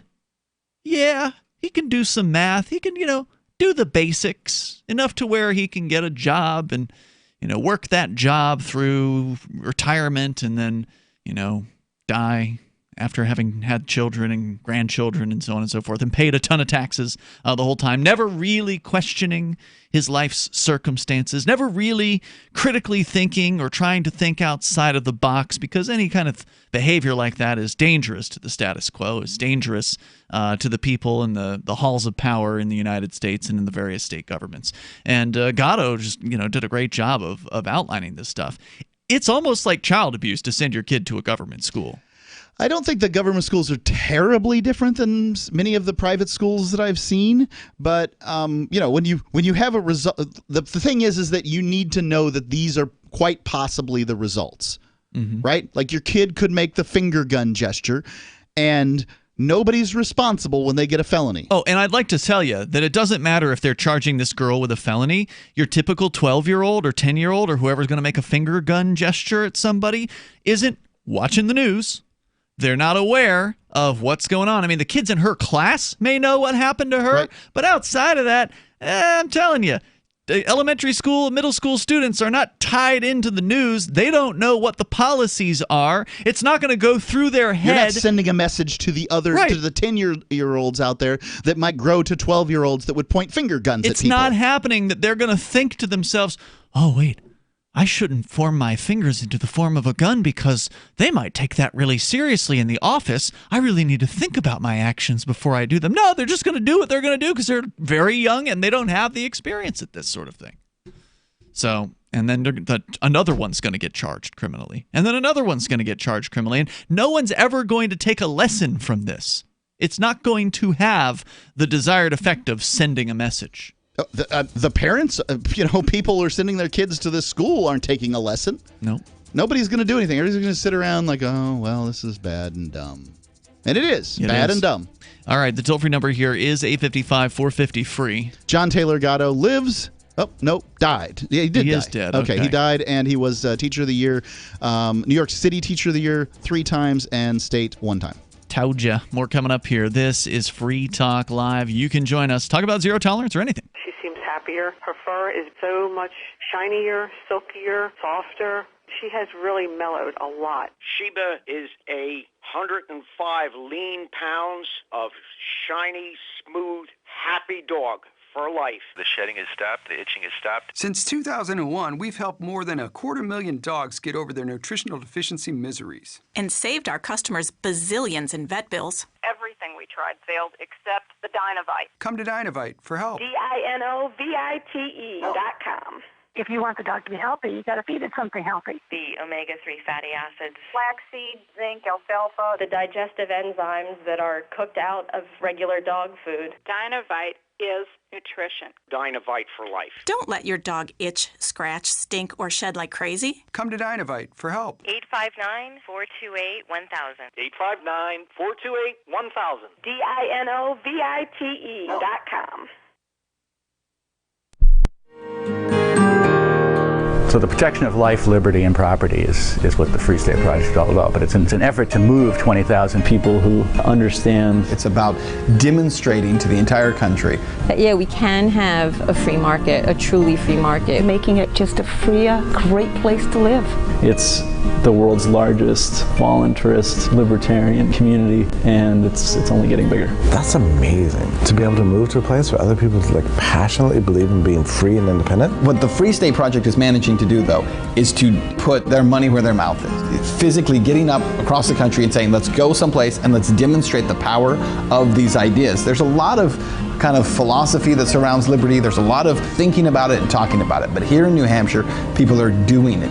101 Reasons Liberty Lives in New Hampshire, a documentary by Free State Project Early Movers. Watch it free at 101reasonsfilm.com. 101reasonsfilm.com. Are you a cryptocurrency advocate? The Crypto Tip is the ideal outreach tool to help new people discover cryptocurrency. It's a printable business card-sized tip that you can give to service providers, preferably in addition to a good cash tip. When the server scans the QR code, it'll bring up an explanation of cryptocurrency, how to install a wallet, and allow them to claim the tip. If they don't claim the crypto, you get your tip refunded to you after a time period you specify. Plus, if they do claim the tip, you get an email alert. Create as many tips as you want at cryptotip.org. That's cryptotip.org. If you want to know the latest about Free Talk Live before we go on the air, all you need to decide is how you want it delivered. It's your choice. Visit news.freetalklive.com to receive our usually weekly news updates by email. Plus, we have a Twitter account at twitter.freetalklive.com, and you can follow us on the decentralized Mastodon platform at toot.freetalklive.com. So please follow us at toot.freetalklive.com and sign up for our emails at news.freetalklive.com.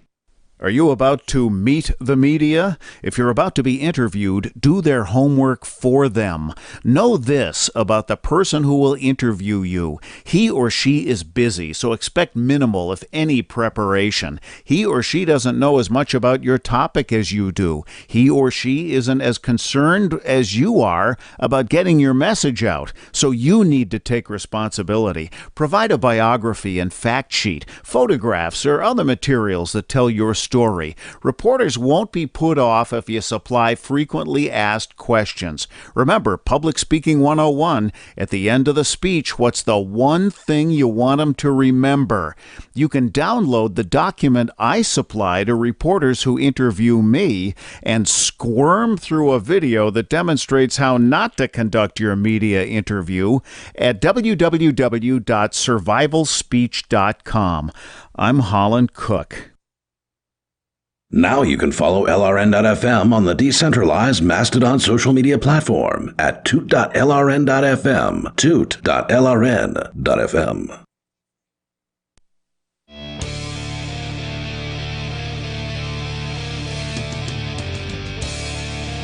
It's Free Talk Live. You may bring up whatever you want here. Just take control of the airwaves via the toll-free number, 855-450-FREE. That's 855-450-3733. We have the Discord call-in line rooms. They're over at discord.lrn.fm. Joining you in the studio here tonight, it's Ian. And Mark. And also want to make sure you know about Bitcoin.com. Great place to go to get started in the world of cryptocurrency. If you are new to crypto, then start over at Bitcoin.com. They got some great introductory stuff there. But not just that, they've also got an excellent news site at news.bitcoin.com that'll keep you clued in about what's going on in the world of crypto, and specifically a lot about Bitcoin Cash. And so head on over to Bitcoin.com. Before we go on, are we doing a Freer Talk Live tonight? No. We are can't. not. Well, Okay. I guess technically we could, because Vincent called out. He's sick, so he can't do his Saturday night show. But we had talked about, you had said you wanted to do that for some reason. I forget what it was. We have a story that is somewhat inappropriate for the airwaves. Yeah, it was and like real sexy or something. Yeah, like that, right? it basically, if you want me to tease the story, I'm happy to do that. It's apparently has to do with polyamory, homosexuality, BDSM, and a variety of things, but it does ask some interesting questions about self-ownership. I mean, if you want to do it tonight, we can. I mean, or I think we should. We can do it tomorrow. I'd like to do it tonight. All right, so I guess we're doing an after show tonight, which is unusual, but we'll How do do people it. listen? Over at twitch.lrn.fm or dlive.lrn.fm. That's where you can join us. And when will It'll that start? I like to go a half hour after the show, just so we have time to do the archives and take a break, take the dog out, that kind of thing. At 10:30, yeah, 10:30 we will Eastern start. time. You go to twitch.freetalklive.com, and we will do a special show for I don't know how we're going to top last night, though. I mean, we've actually had two after shows this week. There was one on Wednesday night with the Wednesday night after show guys. What was it? Jay Noon, Nobody, and Dave, who've been doing a good job on Wednesdays. They're consistent. They've been doing it every week. And so we did one on Friday last night, and James Whittekine called in. So we did the James Whittekine show, and we just kind of let him ramble for 20 minutes straight, stuff we could never do on the radio. But so that's what we can do, is we can do stuff we can't do on the radio. Complaining that he doesn't get on the air gets to stay on for a half Most an hour. of a half hour, yeah. So I guess stay tuned for that later tonight, 10:30 Eastern time. You can join us. So let's go to your phone calls and thoughts, and then I'll give you some hilarious audio of this. And the video is pretty good too, but it's radio. I'll describe to you what's happening in it with this pastor, Tennessee pastor Perry Stone, one of these guys that does the speaking in tongues, as they call it, like he makes silly noises and I've done this, and claims that he's channeling God or whatever it is. He got a text message, or was using distracted by his cell phone while he was supposed to be doing his performance, and let's just say it does not help him with his performance to be distracted by that. We'll get to that, but first we go to Carl. He's in Indianapolis, watching us on twitch.lrn.fm. Go ahead, Carl. You won't be loud for long, Mark. All right. Well, you're not allowed to be on, so don't drop it. Don't dump it. Dump it? There's no reason to dump. Well, he's not allowed to call the show, so I take him off the air. I understand. But I mean, if you're changing your mind about this, the dump. That's all I'm saying. You don't want him dumped. I don't think he should be dumped. Okay, fair enough. So anyway, yeah, that's the guy who called last night. Now, does it go into the show. podcast? What's dumped? No. No. Yeah, it'll sound like a toilet flushing. Yeah. Don't do that.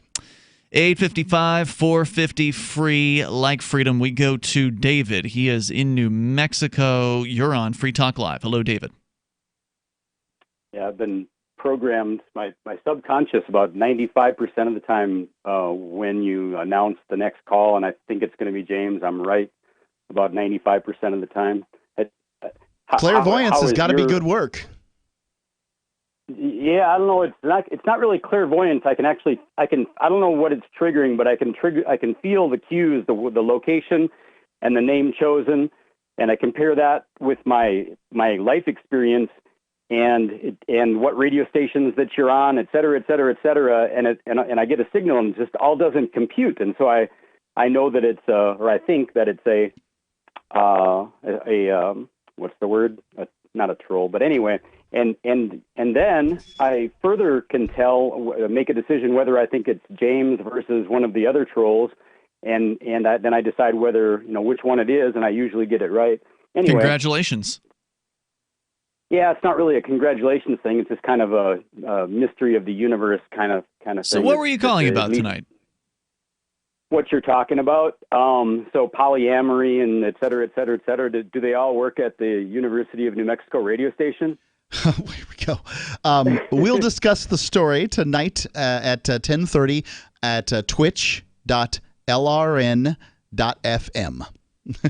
All right. I'll impatiently wait. So what you're talking about, the public schools, the University of New Mexico is a public school. This behavior goes from top to bottom, from K through PhD. The behavior is universal in these public institutions, especially the educational institutions. And as you know, the University of New Mexico KUNM radio station, which is an NPR affiliate, they actually called their own private police force on me and had me summoned with 3 different charges 3 different times for calling into the radio station when they solicit people to call in and comment, people who live in New Mexico, and they have Senator so-and-so on, and you're welcome to call in and ask your senator questions, except if your name is David Olson, because we don't like the questions you ask, and so we're going to ban you.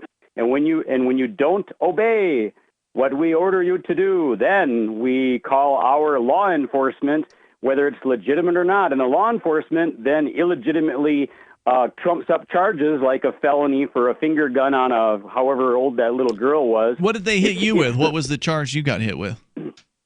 They hit me twice with the same thing, which is annoying them on the telephone. The law literally says annoying. That's it says, the charge. Wow. Harassing, annoying, intimidating, threatening, using the telephone. And the other one is stalking. And here's a good one. The like I said, the court wrote an order. The judge actually wrote an order. Do not have any contact through the month of November of this year with these 4 proper pronouns, which is the Let's Talk New Mexico radio program and the 4 named individuals. So I call a different radio program that's not named Let's Talk New Mexico. On the same station? None of the names on the same station, but the radio station was not covered, and it was explicitly negotiated to not cover this other program that I've been calling into every Sunday for a decade and doing a shout out to my children. So what happened when you called the other station, or the other, not station, but the other show? When I called the other show, what they did is the people from the previous court interaction, what they are doing is they're monitoring the other programs like this one, Singing Wire on KUNM. They're monitoring that and asking the DJs to write down every time that they have an interaction with David Olson, and then they take that and call the UNM Police Department and have the transsexual cop write up another charge and send me another summons. All right, so where does this stand legally right now in court? Right now, you can view it for yourself. I'll tell you, and you can view it for yourself if you go to nmcourts.com and then search for me. I'm David Olson. My middle initial when it's so present. Wait, they'll actually show court video of you in court? No, they'll show the status of the hearing, where we are up to the minute as to what's going on in the case. They enter all of the motions and hearings and orders and all of that stuff nmcourts.gov, and you look up David Olson, Olson. My birth date is in the year of 64. I don't know if you want to give that right. information out, but there you just did. It's public It's record, public man. record. It's true. Thank you, David, for the call tonight. So there you go. I got to say, that is one thing I wish New Hampshire had, was online searchable court records. They don't have that. If it's public, they should. Yeah. Right? You gotta call them or go down there or whatever and wait. But of course, it does cost money to implement things like that, and New Hampshire's pretty frugal as far as its state government is concerned. So there is that. It makes me a slightly more likely to forgive them. More coming up with this tongue-talking priest on the way.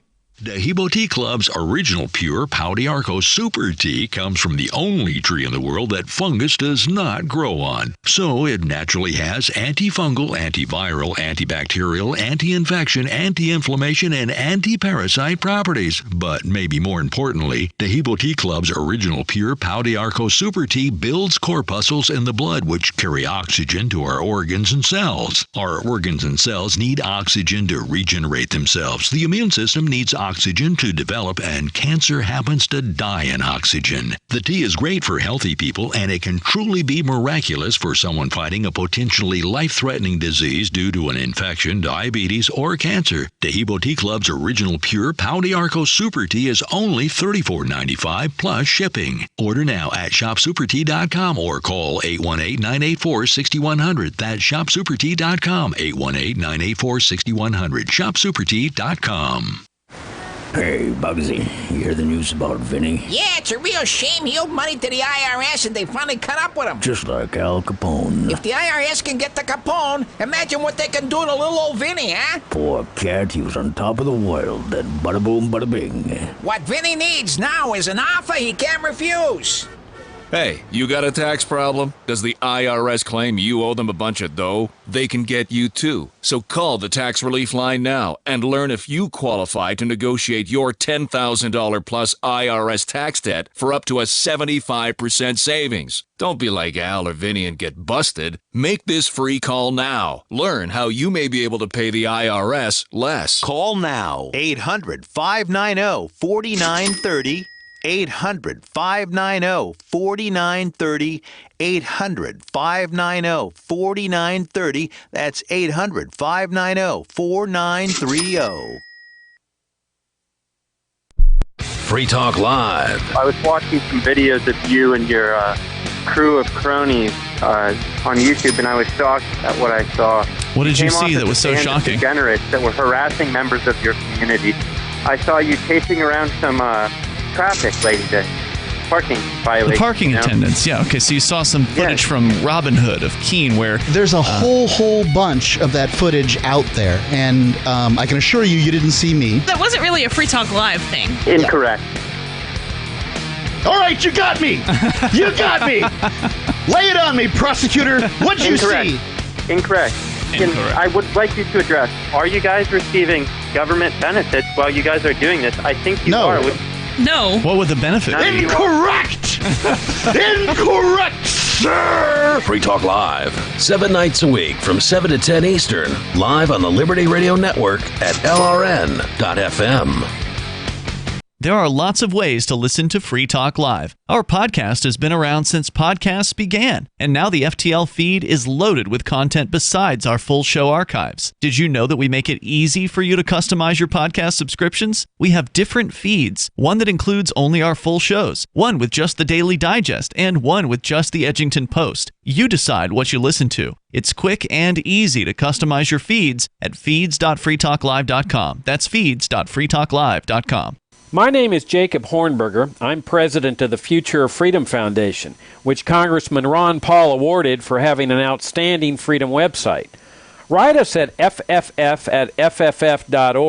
and we'll send you a free 3-month subscription to our monthly journal of libertarian essays and our booklet, Economic Liberty in the Constitution, which George Mason University economics professor Walter Williams praised in a recent column.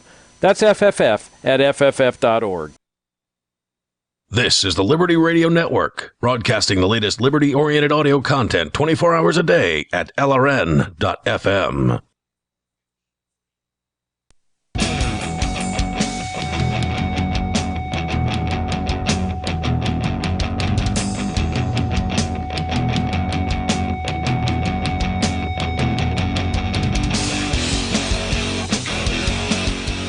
It's Free Talk Live. The toll-free number here, 855-450-FREE like freedom. That's 855-450-3733. We have the Discord call-in line rooms over at discord.lrn.fm. That's where you can join in and sound almost like you're sitting here in the studio with us. With you tonight, it's Ian. And Mark. Coming up, since we talked about a young girl who was charged with a felony in Kansas because she made a finger gun and pointed it at a few people in her class, including herself. She's been charged with a felony about that. So, we talked about zero tolerance and these ridiculous government schools and children being brought up on criminal charges for things that, like, everybody did at some point in the past. At least I remember finger guns as being relatively common during childhood. Now, apparently, it's a criminal threat, according to the police in whatever Overland Park, I think it was, Kansas. So we can talk about some more serious issues, and I do have a shooting-related story. I don't know if you heard about it, Mark, but there was apparently a shooting in Germany this week where the shooter, or the alleged shooter, used Twitch to broadcast his killings live.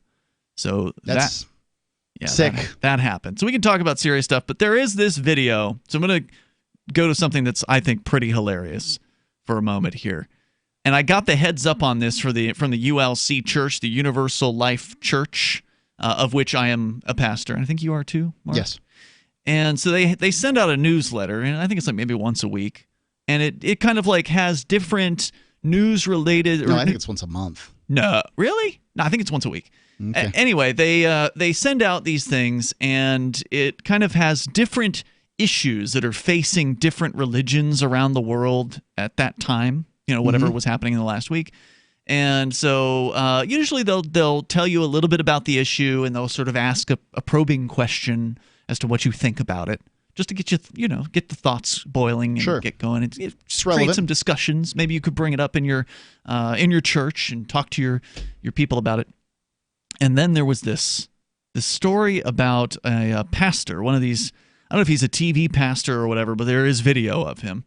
And he is one of those pastors who speaks in tongues. His name is Perry Stone. He heads what they call the Omega Center International Ministries in Cleveland, Tennessee, sitting at a table and praying over his congregation during a Thursday sermon. Now, I'm going to set the table for you, if you will. Right. Show you what Theater of the mind. Okay, so you've got a guy. He looks like he's probably in his 60s, I'm going to say.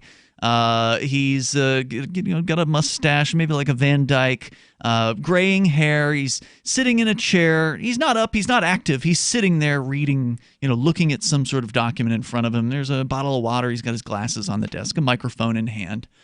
And he begins into his speaking in tongues. Now, Mark, you're the biblical scholar here on the show.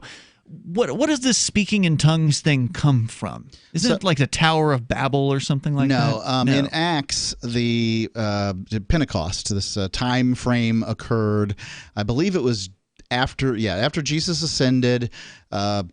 Pentecost occurs, and the spirits of I don't know, the Holy Spirit descends. This is the creation of the Holy Spirit, basically. God sends His Holy Spirit to earth. And there's tongues of fire that appear over the apostles' heads, and they begin speaking in the tongues of men and angels, proselytizing. So the idea is that they could preach, presumably all in Jerusalem at this time, to people who couldn't speak whatever it was that they were speaking there. I don't know. It doesn't really make any sense. But, the idea is that they were speaking in other tongues of men and, of course, the tongues of angels. And so speaking in tongues is basically, to my mind, a form of meditation and prayer that is, the claim is that it's about speaking in the tongues of angels. But, people chant in meditation all the time. Mm-hmm. I think that it is, I think it's, as long as we understand what it is, which is a form of meditation, I think it's all fine. But boy, does it look weird. It sounds ridiculous. Yeah. I've never heard it described as meditation. That's interesting. I've That's never my heard take on it. That to me, it just seems like a scam. Basically, that these pastors are running on people, like that to get you to believe that they're actually channeling the angels. It would have to while they're be- just babbling like nincompoops. I don't believe that for a second, because for it to be a scam, they would have had to sort of create it on their own. No pastor has Well, ever there's a lot taken- of good scams that have been running for a long time that you can just pick up and run with. You don't have to create it. Well, you have to believe that it is a scam in order for it to be a scam. You're saying he believes it's real. This guy was likely raised in a Pentecostal church doing this, and he considers it to be a... It's amazing. I can't even imagine how anyone could think that this is, real. That somebody could even buy this. Let's get into the footage here in just a moment. We'll go to Robert in Charleston, South Carolina, listening to WTMA. Robert, you're on Free Talk Live. Go ahead. Yes, sir. I just wanted to say that the reason why I do believe police get into that situation where they end up arresting children for children's imaginings is because they really can't tell if the child has a normal imagination that just stretches a little bit into making their fingers look like a gun, or if the child is psychotic and actually would go, if he really had a gun, he would take it and use it in that respect. So that's why sometimes if I you agree. ever had to do it. 100%. They can't tell. How could they Yes, tell? Yes, and the problem is that policemen are a well-intentioned group. That's for sure. They're doing a job, and I'm sure they're trying to do the best that they can. But some are more knowledgeable than others. But to give you an example, the other side of the spectrum, I remember many years ago, there were some psychologists. I studied psychology, and I know some psychologists were doing some research out in the field, and they went up to a place. Actually, it was Idaho, and they tested a policeman on a motorcycle, just to see what his IQ was and to see what his psychological state was. And they discovered that this guy was actually a genius on a motorcycle. And they asked him, "Well, what are you doing?" One of them actually kind of became a little irate. He says, "What are you doing out here with this kind of an IQ? You're riding around on a motorcycle?" But the thing is, he was smart. He realized that he wanted to have a good life riding around on a motorcycle and get paid for it, and he could do that as an Idaho cop, where there's very little traffic, and it's a great life in the forest riding around on his motorcycle. But actually, that's I'm sorry. That's great. Yeah. So you in the world, there's just a really, really, really big mixed bag of people. You might have on the other side of the spectrum a policeman who has no idea, but on the other hand, it's good that a policeman asks, "Do you feel like hurting yourself?" Because if he has absolutely no idea, then he should ask. You see, that's basically what I wanted to say. Yeah, well, there's one thing to ask somebody how they're feeling or take an assessment of them, and there's another one where you just put the girl in a jail cell and charge her with a felony for making a finger and pointing it at somebody. Thank you, Robert. Good call tonight. Appreciate hearing from you. Here is some of the audio from this pastor. Blood of the Lamb, God, I pray, healing. All right, he's getting into it. I pray, deliverance. Picks up his phone, yes, looks Lord, at it. Yes, Lord. Puts it down. Yes, Lord. Yes, Lord. Yes, Lord. Yes, Lord. Yes, He's Lord. rocking yes, back Lord. and forth. All right,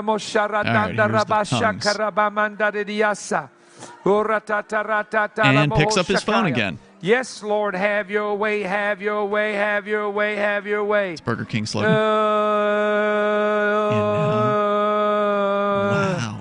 Wow. He's looking at his phone.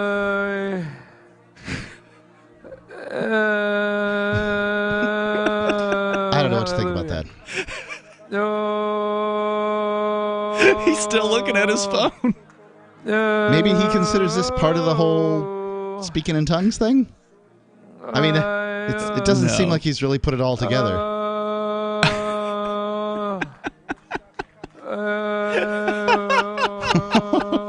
It's funny. He's sitting there with a microphone on stage doing this. I can't believe that people. I mean, who wants to hear somebody who's looking at their phone? I don't know. It's crazy. Hallelujah. Thank you, Lord. Thank you, Lord. God, touch this. As a guy who performs with a microphone on a relatively regular basis, I'm aware that y'all don't want to hear somebody who's busy looking at their phone. Right. It's not going to help text you. Messages. Yeah, you're not going to be focused. And you can tell, like, this is, again, another example of why this stuff to me just seems so scammy. he needs to have whatever focus he needs to have to channel the angels and have his little thing that he does. And then as soon as he gets on the phone, it's like an instant dumbing down, and it turns from the with the sounding like it's kind of words to just as he stares at his phone. Now, maybe there was some context. Maybe he was this was a statement from him about how phones are distracting, but I don't think so. I think maybe he's checking the donations coming in. Maybe it could be.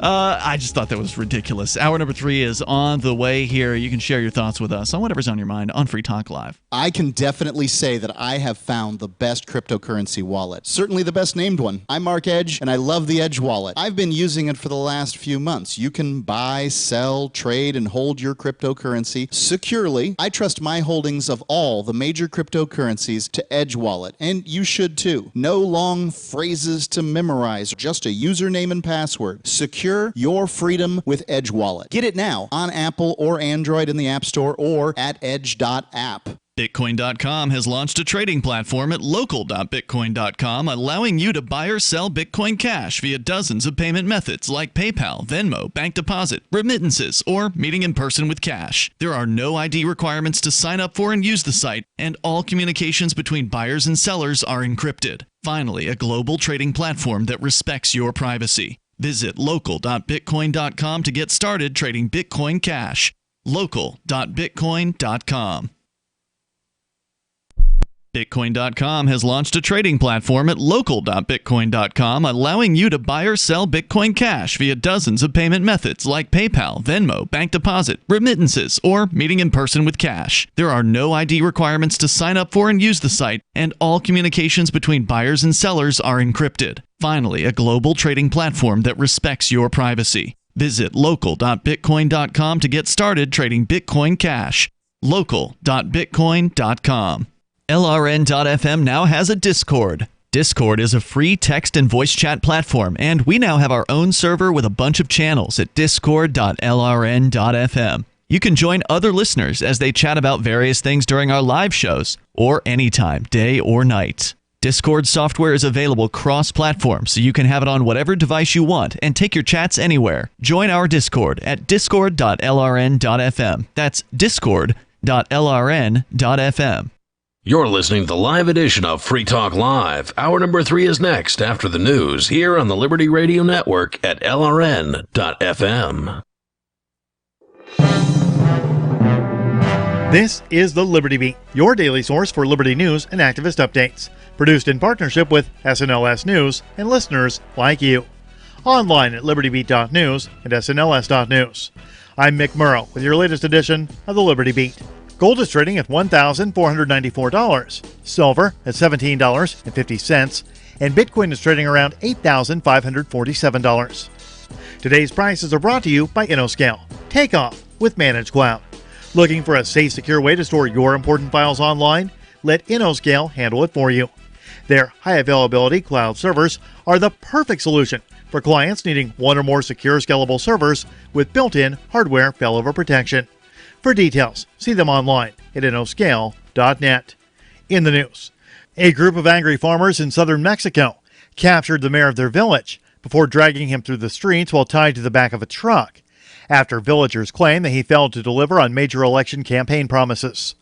The Mind Unleashed reports that police eventually freed the mayor, who suffered no major injuries following the violent ordeal.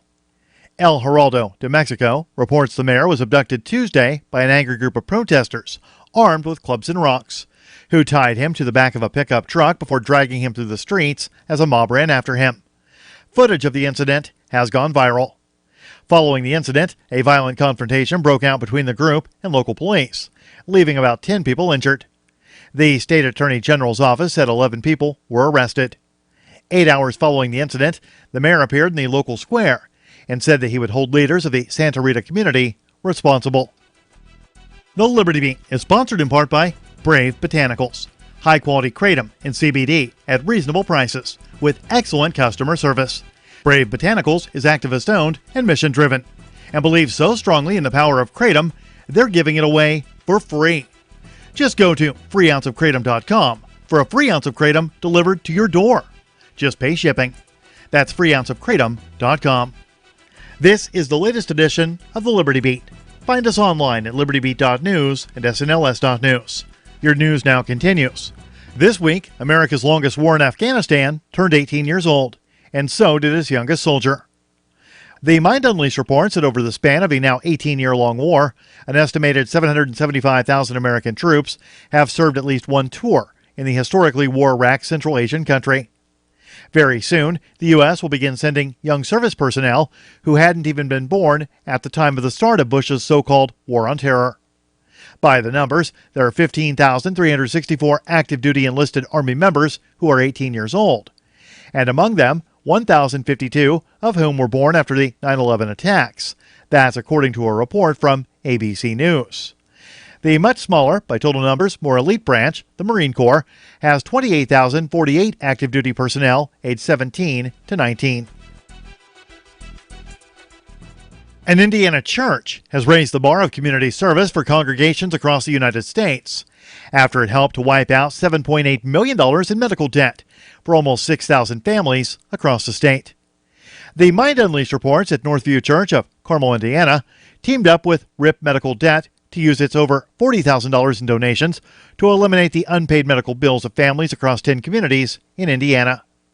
RIP, which is based in New York, helps families suffering poverty or whose debt amounts to 5% or more than their income. Beneficiaries are informed through the program that their debt is simply wiped out with no strings attached. The church, which has 7 campuses across the state, had originally announced it would abolish $2 million in debt for 2,500 families in those communities. However, once they announced their plan to wipe out the debt in June, various other churches chipped in to help the cause. Before long, the donations more than doubled as Northview congregants clamored to continue the movement. Those donations doubled the effect of the debt relief plan. Support for the Liberty Beat comes from the Conscious Resistance Network, featuring videos, news reports, and articles from a spiritual anarchist perspective. Experience the Conscious Resistance at theconsciousresistance.com. How would you like to have your business featured on the Liberty Beat? You can. Just send an email to libertybeat@snls.news for details. This is the Liberty Beat, produced in partnership with SNLS News and listeners like you. The Liberty Beat is online at libertybeat.news and snls.news. I'm Mick Murrow, reporting for the Liberty Beat, reminding you, spread liberty with a smile.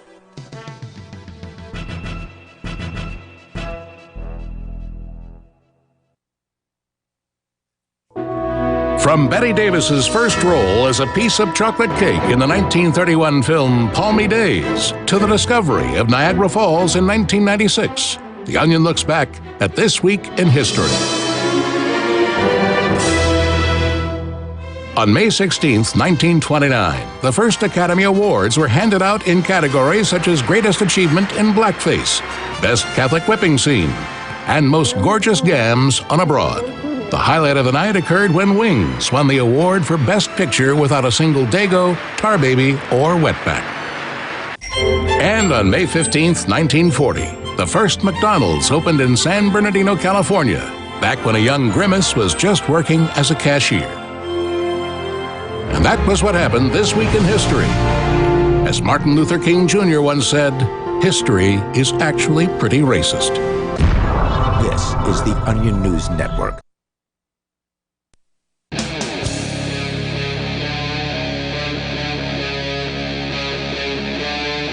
Free Talk Live.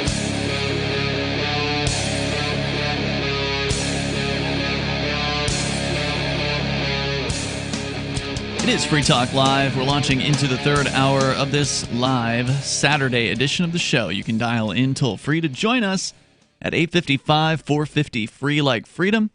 That's 855-450-3733. Tonight it's Ian and Mark. Coming up a little bit later on this evening, 10:30 Eastern Time, Mark, you wanted to do an after show, which we normally can't do on Saturday nights because on LRN.FM, which is our little internet network that we have, it's also available on free-to-air satellite. But there's actually a show that comes up after us usually on Saturday nights, Vincent's show, which is called Questioning Authority. But he is ill, so he's called out for tonight, which means we can do an after show. So we're going to do that at 10:30 Eastern Time. PM. You can watch it on Twitch and DLive. These are two video streaming platforms on the internet, both generally designed for gamers. to stream video game streams. Sure. And that's, but we can talk about racier things there than we can on the regular public airwaves. And there hasn't been very many Freer Talk Lives where you and I are on the air. True. Maybe a couple. Yeah, one or two. And so, I mean, and it's been some time. Well, normally your wife wants you to come home, so I'm not sure how you got out of it tonight. Well, I mean, I want to come home too. I can I can decide not to go home anytime I want. Yeah. Those are decisions I make. I mean, does she? I don't think she sees the value in us producing additional content when we produce already 21 hours of radio per week. But there is some value to being able to talk about a story that we couldn't like if we were going to talk about this story that you have on the air on broadcast radio, we'd have to dance around how we discussed it and use this story euphemisms. is racy. Yeah. So stay tuned after the show on twitch.lrn.fm. And speaking of Twitch, they were in the news this week as well because, hey, here's some news. Turns out you can get guns in Germany. No, I knew that. Yeah. Well, if you're not the government, like they've got all kinds of restrictions on guns, right? Over in Europe, Germany especially. Germany has some restrictions on gun ownership, but you can get a license to own guns. Yep. Well, all their restrictions did not get in the way of a synagogue shooter. Wednesday's shooting in the eastern German city of Halle, outside of a synagogue, according to CNBC.com, was live streamed on Amazon's Twitch service. The video itself was 35 minutes long. 2 people were killed in the attack, said German police. Twitch spokesperson said, quote, "We are shocked and saddened by the tragedy that took place in Germany today, and our deepest condolences go out to all those affected. Twitch has a zero-tolerance policy against hateful conduct, and any act of violence is taken extremely seriously. We're working with urgency to remove this content and permanently suspend any accounts found to be posting or reposting content of this abhorrent act." Twitch posted a series of tweets on the matter late Wednesday, claiming that it was approximately 5 people who watched the stream while it was live. Twitch said the recording of the stream was subsequently viewed by about 2,200 people in the, quote, 30 minutes before the video was flagged and removed from Twitch. So I suspect that was enough time for one of those 2,200 people to rip the video, download it, and it exists on the internet. It's the Streisand effect. Upload it elsewhere. I can't say I'm delighted by the notion of somebody doing violent things on live stream, but I am not delighted by the notion of some organization saying we're just not going to let live, violent video exist on our platform. It's their platform; they can do what they want. But I mean, there's value from a news standpoint of people having this video. Okay, now this does bring up an interesting discussion that I think is worth talking about on the question of if you are allowing this video of this murderer, flashing his violence, using his violence, hurting peaceful people, if you're allowing this video to continue to exist, yeah, I see your argument that, okay, there's a newsworthy aspect to it. People should be able to see what happened. But on the other hand, there's a strong argument that by putting this and continuing to host this video on their service, that they're giving this person what they wanted. Yeah, this person it's pretty clear. Wanted attention. This person wanted people to watch him commit these murders, and ultimately they're feeding into that by simply allowing the video to continue. So I see it. I mean, I see the point. It's almost as if putting a, crazed lunatic that has called in for the 6 years on the air over and over again when that's obviously what he wants, because then when he picks up the telephone, makes you in some way culpable for his actions. I'm not saying that. No, I guess you're not. No, I'm not saying they're culpable for his actions. Just that, there's another argument to it. I'm not sure which one is the right one, honestly. Some service like Live, is it liveleak.com or something? Some service will host this video. Yes, they will. So they might even make money on it, which of course is another objection, right? Like, should they be monetizing the murder stream? I get it. And is World of Warcraft going to have an ad run in front of the murder stream? Well, I'm just saying you can't stop this stuff. No, you can't. They couldn't. They didn't. The other side of it is, what do you do when somebody has banned video. Banned video exists. I mean, ladies and gentlemen, let your minds wander. There's all kinds of banned video out there. What do? How do you attempt to hunt this stuff down? You create whole policing agencies intended to hunt down people who are posting video on the internet. Well, it's not illegal to post it in the United States, but in some places in the world it is. So, like it's in New Zealand, to post like post video. Yeah. So, like in New Zealand, where they actually have video censors, there are government censors who decide whether or not a movie or a music act or whatever gets to have their product out there. They were going after people with criminal charges when that lunatic shot up the mosques earlier this year. They came after the people who were posting the video online with criminal charges if they were in New Zealand. Right, and you can say it's antisocial behavior to post this stuff, but really, what's the point? How is society benefited by throwing somebody in prison who otherwise is a productive member of society because they believe in you presume. I mean, freedom? It may just be somebody who's sitting in his mom's basement. At that point, they're free. So they have every right to be free up to that point, and then they post a video, and that's the problem? That's how we're going to cull the useless people in the world, Ian? Oh, I'm not advocating for it. I'm just saying. This is it's not exactly a fine-tooth comb that we're using to solve our societal problems if it's like, you put a video that we don't like up. I do tend to agree with your side of this, Mark, and that is that I think that these videos should be accessible. And that's the reason why we commented on the ISIS videos back when those were coming out regularly with the horrifying, killings that they were doing on video, where I took time to try to hunt those things down. And they were not easy to find, but I was able to find most of them. And we would play some of the audio and comment on it because I think there is some value in being able to access this information. There should be a warning, for people that are about to watch this. Like, hey, this isn't fantasy violence you're about to tune into. This is the real thing, and it's pretty horrifying. Whenever they try to hide things, like think about the Osama bin Laden not execution. I mean, the disposal of Osama bin Laden's body. Right. So instead of bringing back one of the 10 most wanted people on the FBI's most wanted list and displaying the body so that people could say, this is Osama bin Laden or whatever, right? Then instead, they create all these conspiracy theories surrounding They jettisoned him at sea, didn't they? They jettisoned him at sea. There's no body. No one can say that it actually happened or anything like that. Instead of Jeffrey Epstein's body being, put on public display where we can say that this person who's accused of these horrible things and convicted of some horrible things is, in fact dead, you have every conspiracy theory imaginable. Every time they close the fist of secrecy, the story shoots out between their fingers.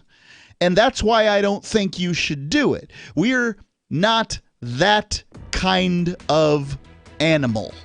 As humans, we're curious, we want to know, and when you're like, shh, try to silence a story, it just goes Streisand. Yep, 855 450 free like freedom. That's 855 450 3733. You can weigh in here. Should Twitch and these other platforms, YouTube, Facebook, should they be taking down the profiles and videos of these mad killers? It's Free Talk Live. Does your dog itch, scratch, stink, or shed like crazy? Come to Dynovite for help. Order a 90-day supply of Dynovite. Everything we tried failed except the Dynovite. Pick up 2 bottles of Super Mega Fish Oil. Get the 3rd bottle free. Packed with omega-3, DHA, and EPA fatty acids. Super Mega is great for your dog's immune system, healthy skin, and soft, shiny fur. Dogs love it. Try Super Omega Fish Oil. Buy 2, get 1 free. At Dynovite.com. DINOVITE.com.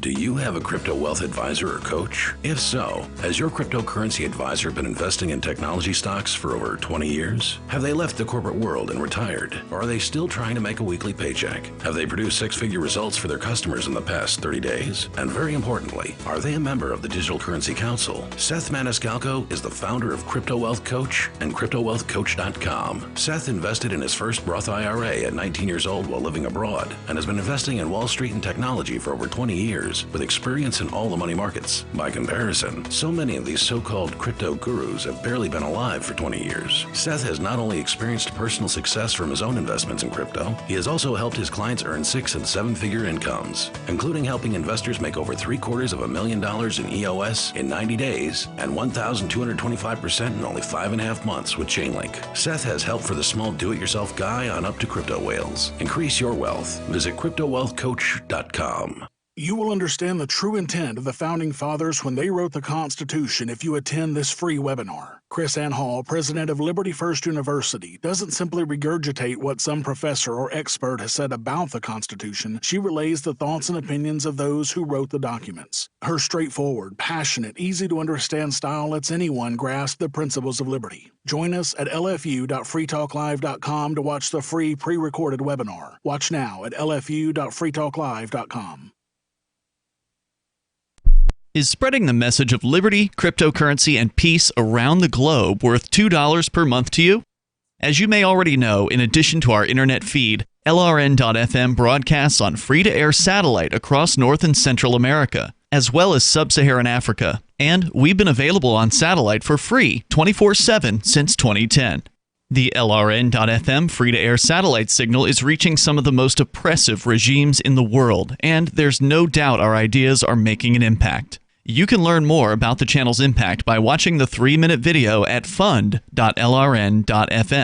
If you'd like to help free minds globally with our ideas of liberty, cryptocurrency, and peace, you can donate as little as $2 per month via fund.lrn.fm.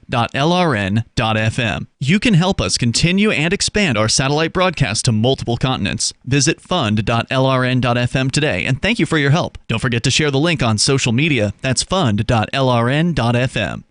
The LRN.FM social media channels have been revamped. We've eliminated Facebook and focused on other platforms like Twitter and Mastodon, the decentralized alternative to Twitter. On our accounts, you'll find posts from multiple LRN.FM show hosts together in one place. Follow us on Twitter at twitter.lrn.fm, or better yet, move to the decentralized Mastodon social media platform at toot.lrn.fm, toot.lrn.fm. I think you'll like it. I'm crazy about My Magic Mud. This is the most important oral care product created this millennium, and I'm not kidding. We all have different opinions on politics and issues, but we all have mouths. And I want yours to be as clean as possible, with teeth as bright as they were meant to be. I will never be without My Magic Mud. It's a little surprising, but man, does it work. If you only listen to one thing I say ever, go to mymagicmud.com and get 20% off with code FTL. mymagicmud.com, code FTL. You can sign up to receive the latest about the Liberty Radio Network via our email updates at updates.lrn.fm. That's updates.lrn.fm.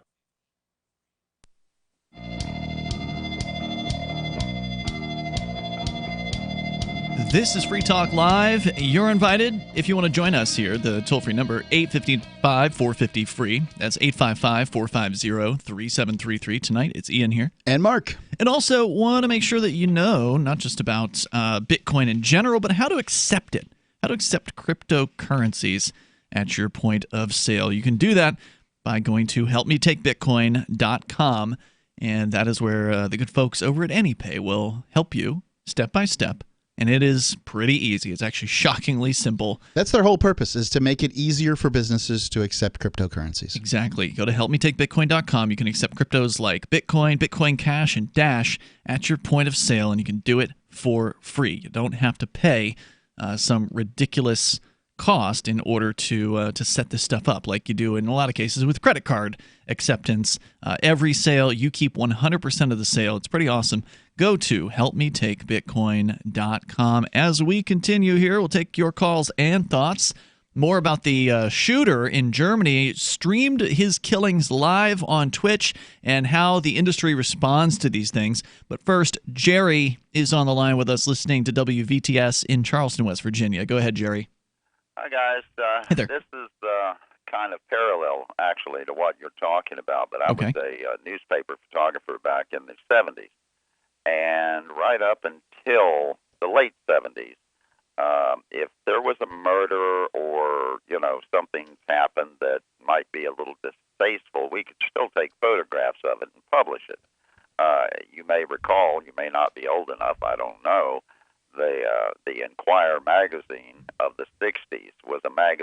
is full of murders from cover to back of people, and not only murders, but people just dying in horrible ways, run over by trains and all kinds of things like that. And it was a very, very popular magazine. My uncle used to get it religiously. And people want to see things that they wouldn't ordinarily see. And when I was a newspaper photographer, we were still posting pictures, not of people run over by trains, but, you know, if there was a murder publicly or whatever, we'd take pictures of it. But then, sometime toward the late 70s, especially when we started running color, they forced us to Photoshop out any excessive blood. In the 70s? Yeah, late 70s, early 80s. How do you didn't have Photoshop back then, so what sort of techniques? Well, I'm calling it Photoshop, but we had a way to do it back then. Okay. Okay. So the old photos in black and white times could show the blood because it wasn't red, but then all of a sudden when it was actually red, they made you take it out. Right. And the other thing is, I'm a historian, and so I'm constantly in the archives going back to 1914. And they would publish, let's say, suicides in full detail back in the day because, you know, you lived, you died, that was it. Everybody, you know, had a handle on things. Women still went out and, you know, choked chickens and chopped them up for dinner. Nobody today would kill an animal, but they'll go to the store as long as it's in a nice, bright white package and eat whatever Eat the meat they cadaver, want. right? Right. But it's so funny how we've turned our country into a bunch of mamby-pambies. We don't mind reading about, you know, these murders and these kind of things. We just don't want to see it. Well, but there's also a double standard in the case of like Twitch, for instance, which is this video game streaming platform for the most part. I mean, we stream there too. So like there's some other stuff, but probably 95% of their streams are just video game streams. Which means that 95% of their streams, with the exception of the occasional puzzle game, right? You're talking about murder. In most of these games, whether you're killing beasts or other human beings, you're killing some sort of graphical representation of another living thing. And those graphical representations over all the decades of video games have gotten more and more and more and more realistic. I mean, to the point where it's getting hard to tell the difference. You can still tell the difference, but the motion of these characters in these games starting to look very realistic. Well, the movies go down that same path. You have the most graphic murders in the movies, and you know everyone is fine with that. Look at Goodfellas. Look at Casino. People love that stuff. Right. But for some reason, if they think it's for real, they simply won't tolerate it. Now, a lot of people won't. When I was in Mexico this year, I was in Acapulco, and their newspapers have some very graphic pictures. Plenty of murders going on in Guerrero, and you know they have some very graphic pictures of it. So, well, it was pointed out by our hosts who we were hanging out with there that that's pretty common down there, that they don't shy away from showing what it's really like. So, I mean, it seems to be more an American phenomenon than it is, worldwide. Well, absolutely right. I mean, even in Europe, you know, it doesn't bother them to see reality as much as it bothers us over here in America because this last 2 or 3 generations, they just can't take it anymore. You know, it might hurt their feelings. So Great points. It's a shame, though. It's a shame that the newspapers and the media has to go that far to leave out details and sometimes important information about what actually happened. I agree completely with you, Jerry. Thank you for the call tonight. I really appreciate the expertise. A newspaper photographer for a long time who would know better about policies like that. So the toll-free number here is 855-450-FREE, 855-450-3733. So discussing this shooter in Germany who streamed his killings live on the Twitch game streaming platform. Twitch took down the video as soon as they were made aware of it, which was about a half an hour after. Apparently the video itself was 35 minutes, so he streamed for 35 minutes, and then They took another 30 minutes or so before somebody finally sent the report to them. They then reviewed the footage and pulled it down. They said further, quote, "The video was not surfaced in any recommendations or directories. Instead, our investigation suggests that people were coordinating and sharing the video via online messaging services." The company said further, "Once the video was removed, we shared the hash with an industry consortium to help prevent the proliferation of its content." Do you understand what that means? No. So there's a group of probably major video streamers, right? So Twitch, YouTube, whoever else.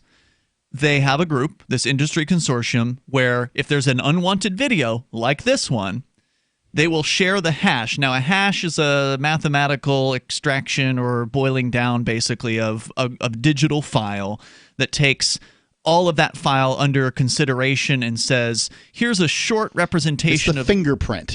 Of this file. They share that hash. That way they don't have to share the whole file. They share the hash. What if I take this video and I put a chyron below it? It could change. Yeah, it would change the hash. Yucky killings going on here. Correct. And then that changes the hash completely. Correct. Okay. Yeah, they would have to. A chyron is that label that goes below the lower third, as they call it. When you're getting lied to on the mainstream media, the guy's name there—that's the chyron.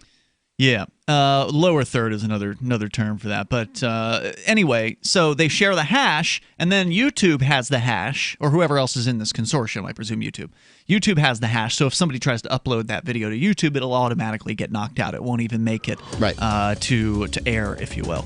So, 855-450-FREE, that's 855-450-3733. You can share your thoughts here. Should there be this kind of censorship, this crackdown on offensive content, actual violent content? Of course, all the while, there's people being decapitated, virtually on Twitch.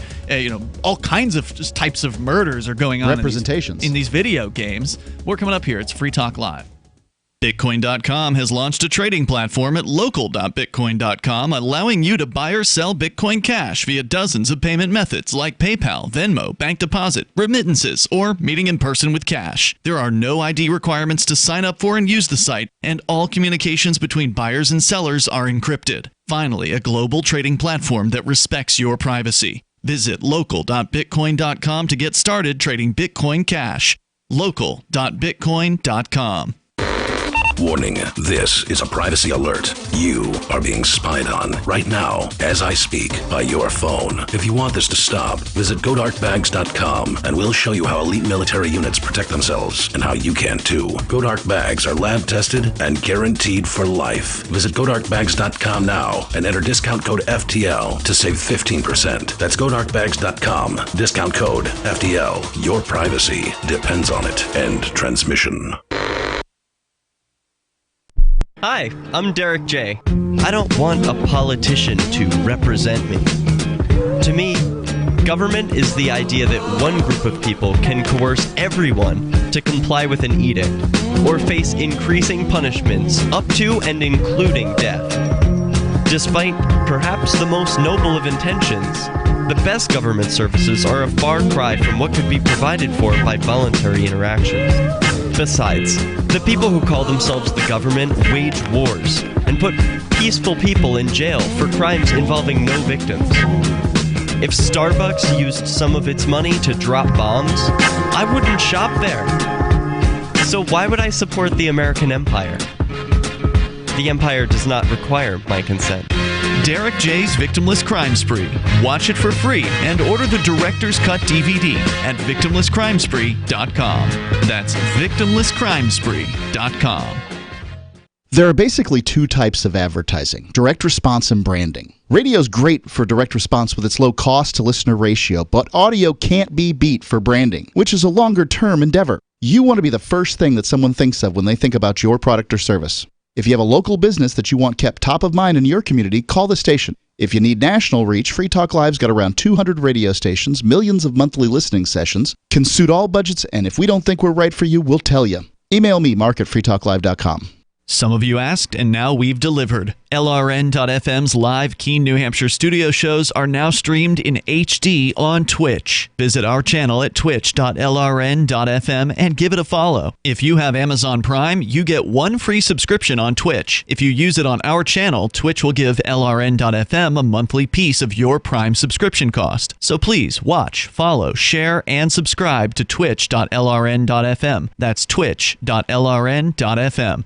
This is a special alert for business owners, consultants, coaches, folks planning retirement, entrepreneurs, and anyone who is saving and investing to build a financial future. You are likely aware that financial privacy for most people has recently died a miserable death. And let's face it, without privacy, there really is no security, is there? Bankrupt governments and banks on the verge of collapse are perhaps the biggest threat to your financial future today.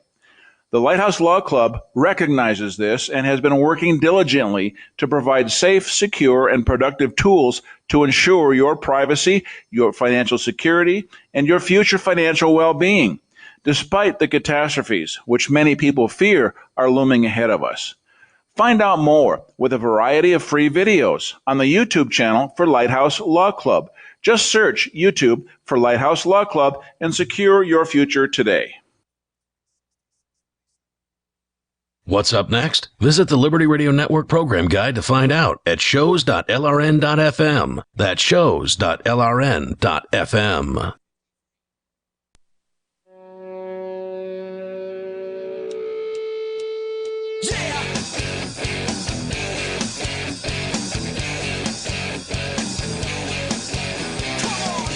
This is Free Talk Live. You can bring up whatever you want. The toll-free number here is 855-450-FREE, like freedom. That's 855-450-3733. If you're an individual who rejects the initiation of force and you agree to abide by the ethics of the non-aggression principle, you should get over to liberty.menu. Maybe you have a thing you do, like a business, or maybe you do a show, like you create digital content of some sort. Perhaps you are organizing an event that you'd like people to know about and attend. Well, get on over to liberty.menu where you can list all of the things that you're doing, put them on the map there, and then maybe you'll get some new customers. Maybe you'll get some new listeners or viewers or whatever. Liberty.menu. It's a free resource for people who care about freedom. It's free to list as many things as that you got going on. So if you want to upgrade, there are some upgrades available. You can pay for those, but it's not very expensive. And it's a great site. It looks good, it's easy to use, and it's free. Over at liberty.menu. All right, so we're talking about this crackdown on video that is violent, offensive, violent video filmed by, in this case, the most recent case, the shooter in Germany this week. Footage was originally available on Twitch. It was live streamed there. Twitch eventually took it down. They then shared the hash of the video with industry peers. And so that way it'll be blocked on a variety of different platforms. This is the standard way of operating for these companies at this point is, real violence, must block it. Got to keep it off the platform, even though there's all kinds of offensive things on the platform.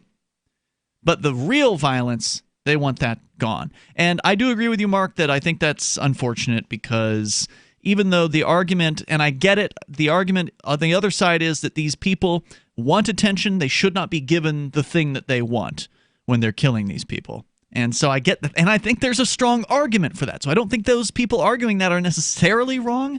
I just stand on the side of let it be there so people who do want to see it don't have to go and, try to find it as, it takes 10 hours to pull this thing up. I don't have any good solutions for any of these platforms. I'm just saying that it's, there's real problems with censorship.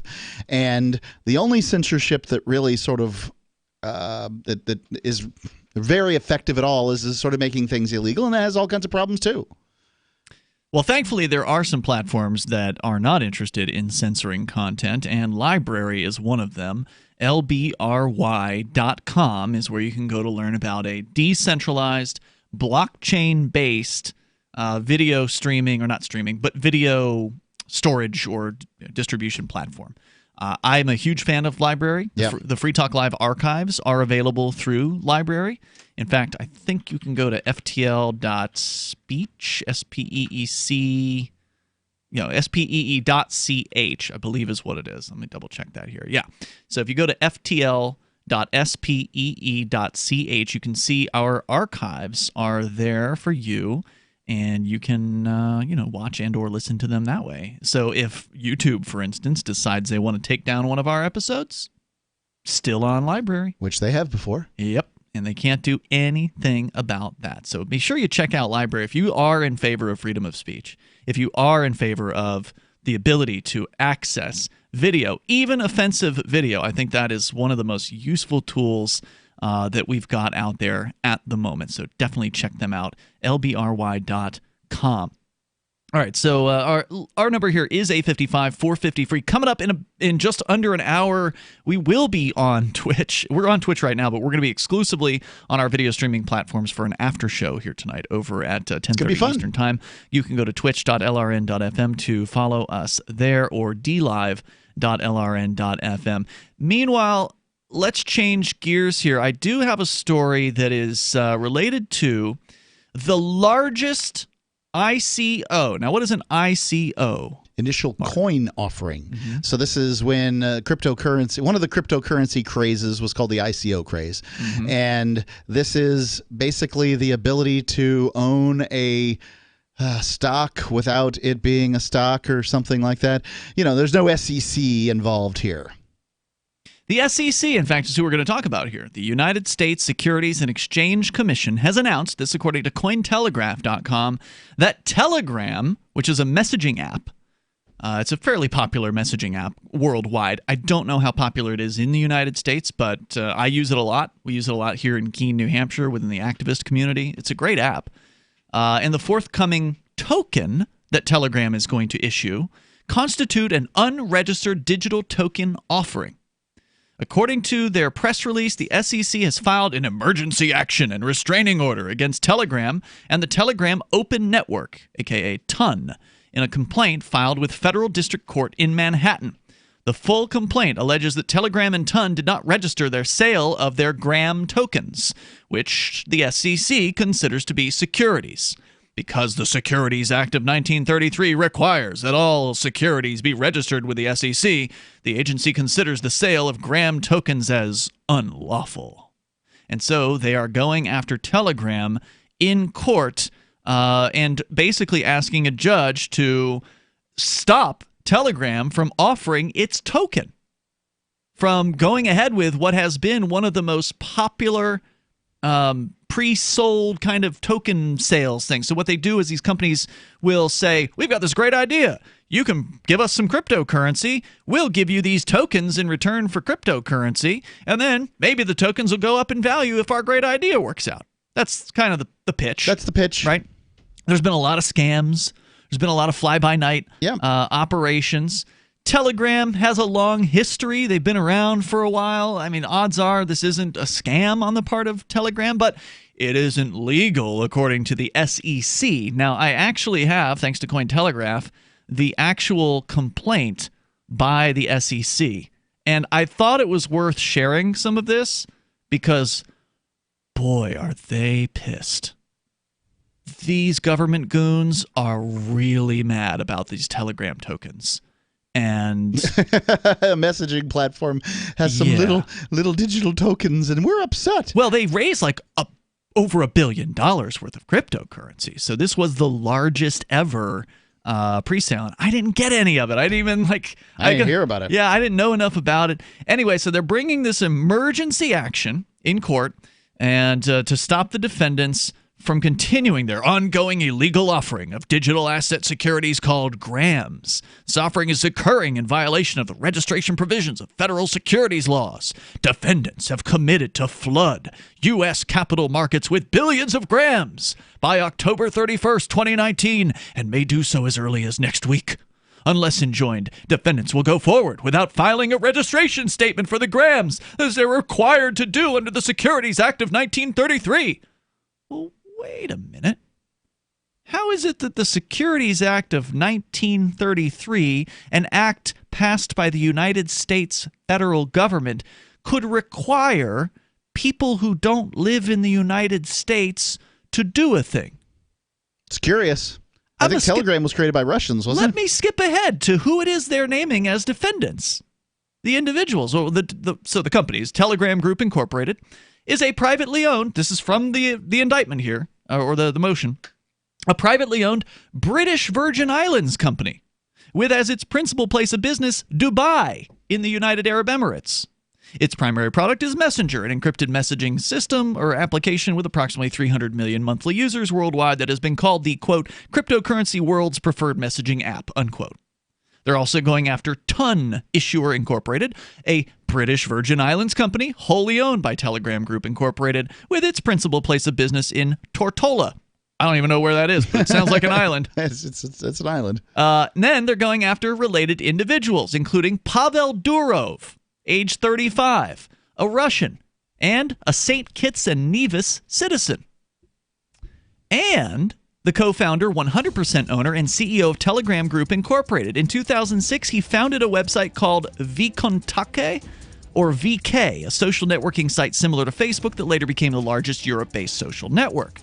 Pavel is a self-described, quote, outspoken libertarian, unquote, who, quote, published free market manifestos urging the Russian government to deregulate, unquote, the economy. So they're going after one of the most effective libertarian communicators out there. There's more coming up. Most of you know that heart disease is the #1 silent killer in the U.S. What if I told you for just $54.95 a month you could fight against heart disease naturally? At Heart and Body Extract, we've been helping thousands of people get back to a healthier heart. Don't just take my word for it. Check out all of the success stories at hbextract.com, or to order, call 866-295-5305. That's 866-295-5305. hbextract.com. Don't risk it when you can take charge of it. Jake was in big trouble with the IRS. He owed how much? $92,000. Ouch. And the IRS left no room for Jake to breathe. They put a lien on my house, took all the money out of my bank account, took money out of my paychecks. So it was a nightmare. He needed help fast. I figured that all these companies were the same until I called Federal Tax Management. You could just tell they knew what they were talking about. Right then and there, I felt like I had some hope. Stop the liens, levies, and garnishments fast and qualify for one of several special IRS programs that could reduce or even eliminate your tax debt. So, how'd it go for Jake? They did what they said they would do. They came through for me. I ended up saving an unbelievable amount. I was so jazzed. I was extremely happy. If you owe more than $10,000 in back taxes, take Jake's advice. Give Federal Tax Management a phone call. If they help me, they can help anybody. Call the Federal Tax Management Hotline now. 800-503-8625. 800-503-8625. 800-503-8625. Complement your health with hemp-derived cannabinoid oil.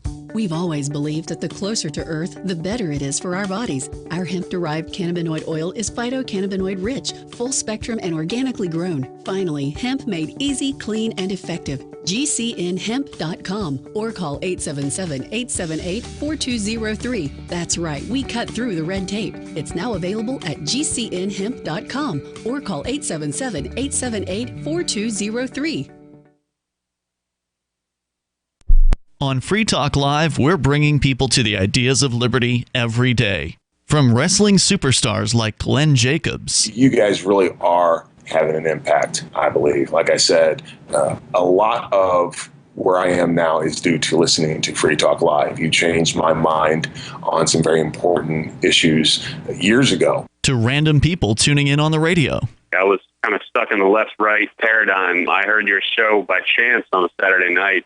From there, I went on, joined the Free State Project, and become an amplifier. So, I mean, that's really the reason why I amp is because I know that if it wasn't for you guys being on as many stations as you are, I never would have found the ideas of liberty. Your amp will directly change more lives by getting Free Talk Live in front of people looking for talk radio online and on the air. When you amp Free Talk Live, you get perks like access to the AMP-only Facebook group and AMP podcast. Visit amp.freetalklive.com. So you've heard all 3 hours of the latest episode of Free Talk Live, and you're still hungry for liberty-oriented audio content? Did you know that we have another 24/7 audio stream at LRN.FM? The Liberty Radio Network airs the latest episodes of some of the best liberty-oriented podcasts on the internet around the clock. In addition to recorded content, you'll also hear live shows like Free Talk Live, originating from our Keene, New Hampshire studio. So listen anytime at LRN.FM. That's LRN.FM. What do you shop for that you could otherwise buy at Amazon? Pretty much everything, right? Amazon has competitive pricing and they deliver, and that's a big plus. If you could plan ahead in your shopping, would you be interested in saving up to 33%? There's a catch. You have to do your shopping in Bitcoin. But imagine those savings. It's like a huge raise. All you have to do is go to saveatpurse.com. We've saved thousands, and you can too. Plan ahead and save. Saveatpurse.com. Join the LRN.FM Discord for live chat 24/7 at discord.lrn.fm. That's discord.lrn.fm.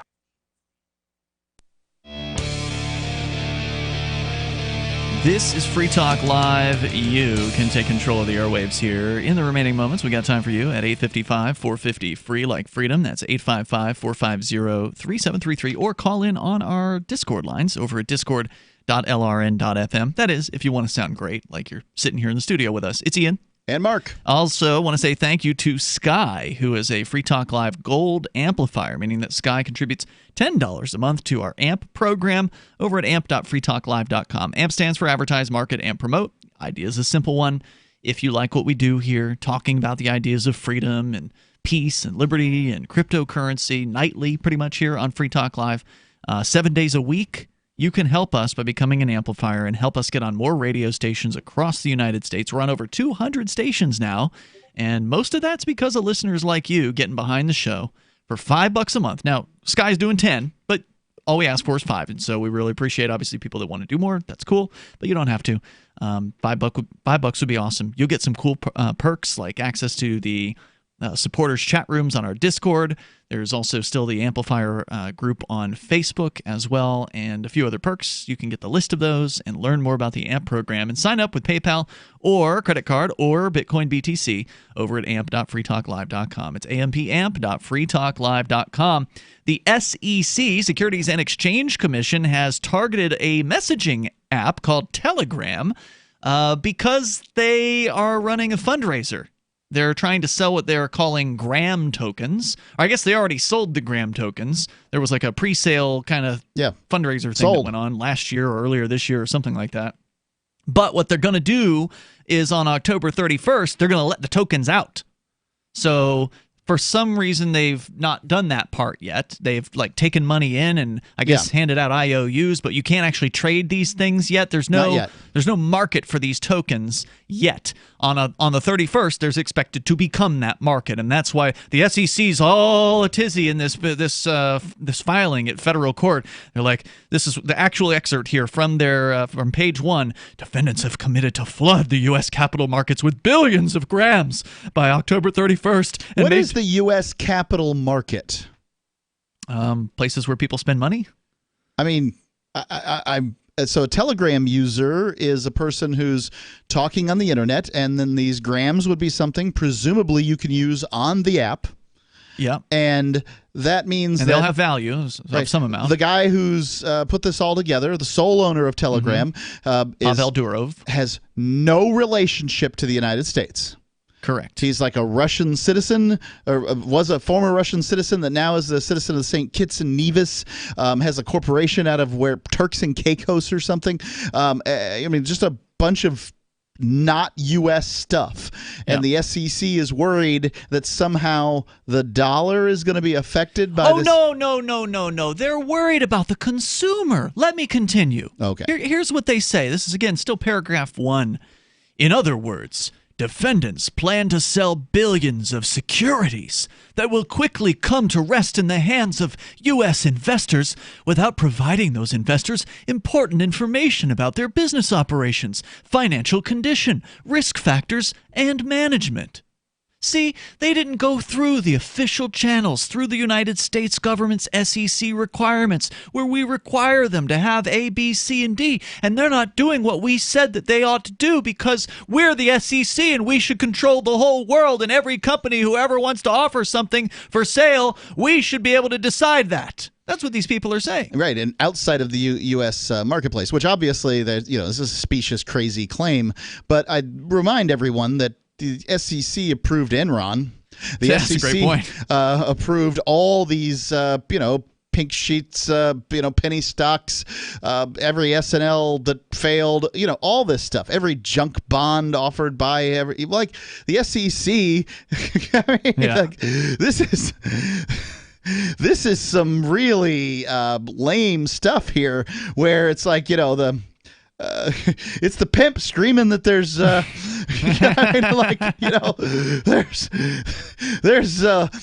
there's syphilitic hookers doing business on the corner that I have not approved, and I do not get a cut. The ranting continues. Telegram's illegal offering. The offering had an initial stage which took place between January and March of 2018. During this stage, Telegram raised approximately $1.7 billion, the most ever of any of these ICO things that they've done over the last couple of years, from sales of approximately 2.9 billion grams to 171 purchasers. That's not a lot. A large portion of this capital came from U.S. investors. Telegram sold more than 1 billion grams to 39 U.S. purchasers, raising $424 million from the U.S. market. Telegram is using the proceeds of this initial offering to capitalize its business and finance the creation of its blockchain, which they're calling the Telegram Open Network, aka TON blockchain. Grams are securities, they say, because the initial purchasers and subsequent investors expect to profit from Telegram's work, the development of a TON ecosystem, integration with Messenger, and implementation of the new TON blockchain. Grams are not a currency because, among other things, there are not any products or services that can be purchased with grams. Well, at least not yet, because the grams aren't on the market. So how could you purchase something with a thing that doesn't exist yet? Rather, there's an expectation on the part of investors that they will profit if Telegram builds out the functionalities it has promised. Point 4. Telegram committed to deliver grams to the initial purchases in conjunction with the launch of the blockchain by no later than October 31st, 2019, and it plans to sell millions of additional grams at the same time. As of October 11th, 2019, Telegram has not filed a registration statement with the SEC for this planned offering of securities. Once Telegram delivers the grams to the initial purchasers, they'll be able to resell billions of grams on the open market to the investing public. Telegram and or its affiliates will facilitate these sales on digital asset trading platforms. Once these sales occur, Telegram will have completed its unregistered offering with billions of grams trading on multiple platforms to a dispersed group of investors, and we can't do anything about it. Yeah, that's really what they're doing. There's the complaining, right? As though the SEC is going to do anything about it. Well, they filed in court. Well, no. I mean, when somebody has a crappy offering out there, the SEC isn't doing anything about it. I mean, all they're doing is complaining that somebody doesn't want to play in their sandbox. Right. But this isn't a U.S. company. No. They're not doing business in the U.S. because somebody in the United States decided to download their application and perhaps invest in their system. That's not the United States' business. That belongs, if anything, in the jurisdiction of some other location. So pipe down, SEC. This is none of your business. Well, and I'm hoping... Go about doing your business, because all your business has sucked up to this point. You're terrible at your job, Securities and Exchange Commission. So go ahead and do your job and shut up and leave people alone that aren't your business. Unless enjoined, Telegram's completion of the offering will allow it to have circumvented the Securities Act's registration requirements, leaving U.S. investors... This is a law from 1934? Yeah, 33. Yeah, right. This has nothing to do with a digital organization... business doing business online, offering a digital commodity or whatever it is they're doing. This is absolute, this is crazy. This isn't this law. What market will leave U.S. investors to buy and sell grams without the vital If that's what they want to do, then let them do it. U.S. investors are doing all kinds of things without the SEC being involved. If they want the protection of the SEC, crap good that thing is, then they can go ahead and invest in investments that the SEC has approved. And they can take their risks there. Once grams reach the public markets, it will be virtually impossible to unwind the offering, given that many purchasers' identities will be shrouded in secrecy, and given the variety of unregulated markets where grams may be sold, including platforms that promise anonymity and encryption capability to mask transactions. Oh, please, courts, stop this from happening. How can the court stop it? They can't. If this guy wants to release this, he just releases it. Well, and that's what's interesting about this. And then the courts send out some order to go get some guy, right. Who's in some foreign country, had no business with the SEC, and the United States is doing more international crap it shouldn't be. So remember when the George Bush Sr. bombed a civilian population in Panama to go kidnap, one of his puppet dictators that wasn't following rules? I mean, come on, America. Do you never learn? So here's the interesting thing beyond the breathless freaking out of the SEC here is how the media has taken this news. Almost all of the headlines talk about, I'll just give them to you. Telegram must halt sale of its crypto token due to an SEC emergency restraining order. From The Verge, Cointelegraph, who should know better, U.S. SEC halts ton launch over 1.7 billion ICO, highest level action yet. Reuters, U.S. SEC halts Telegram's 1.7 billion digital token offering. Halt this, halt that. As far as I can tell, they haven't halted jack squat here. They've written a breathless court filing. Yeah, they filed something in court in a jurisdiction that should have no jurisdiction over the people and the companies involved in this. Now, I haven't seen any official response from Telegram yet, but I sure hope it's to laugh and to continue with their plan and release these grams on October 31st. I want to get some. I don't know if it's legal to do that in the United States. Suddenly I want them. But yeah, I want a piece of this action. So anyway, tomorrow night you can join us for more Free Talk Live. Online in the meantime, freetalklive.com. And you can join us in about 30 minutes over at twitch.lrn.fm for our Freer Talk Live after show. We'll see you then. Balance of Nature. Changing the world, one life at a time. This is not rehearsed. I'm just some person that listened to the commercial and said, you know what? Fruits and vegetables, how can I go wrong? At one point, I was going to stop taking it. And then I got a message saying that even if you stop taking it, you still have your coat for 2 months.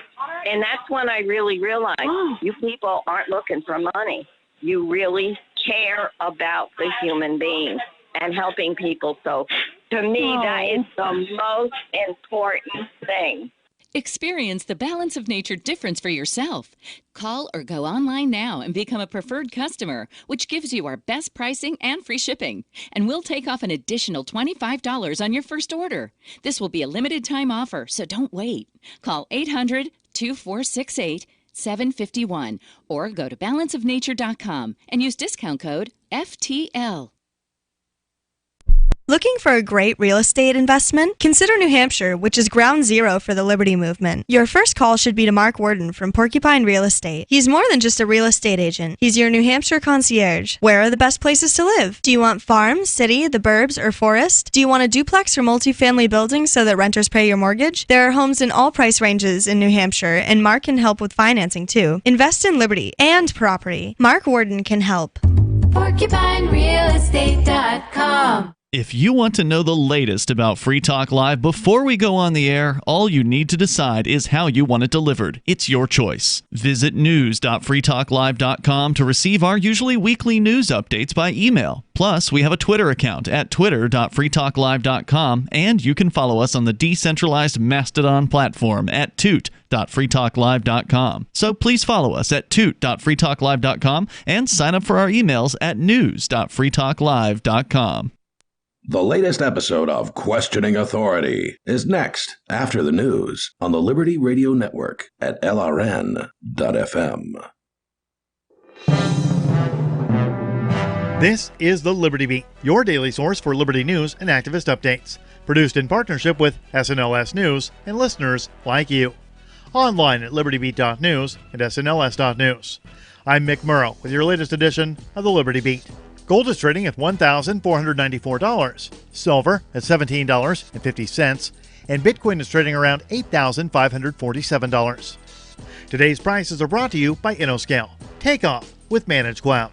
Looking for a safe, secure way to store your important files online? Let InnoScale handle it for you.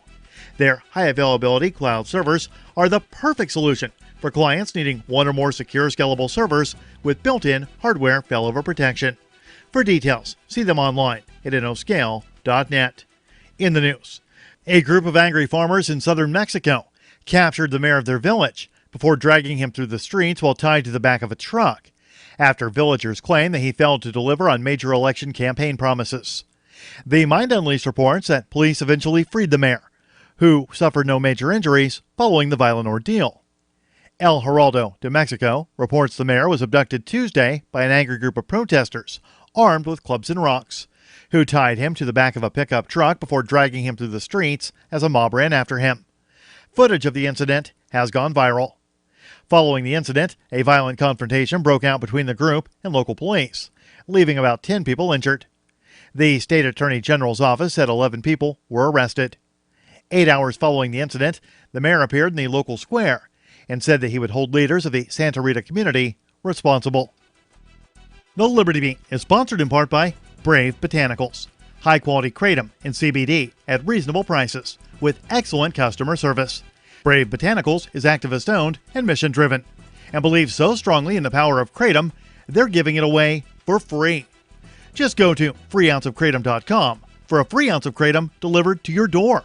Just pay shipping. That's freeounceofkratom.com. This is the latest edition of the Liberty Beat. Find us online at libertybeat.news and snls.news. Your news now continues. This week, America's longest war in Afghanistan turned 18 years old, and so did its youngest soldier.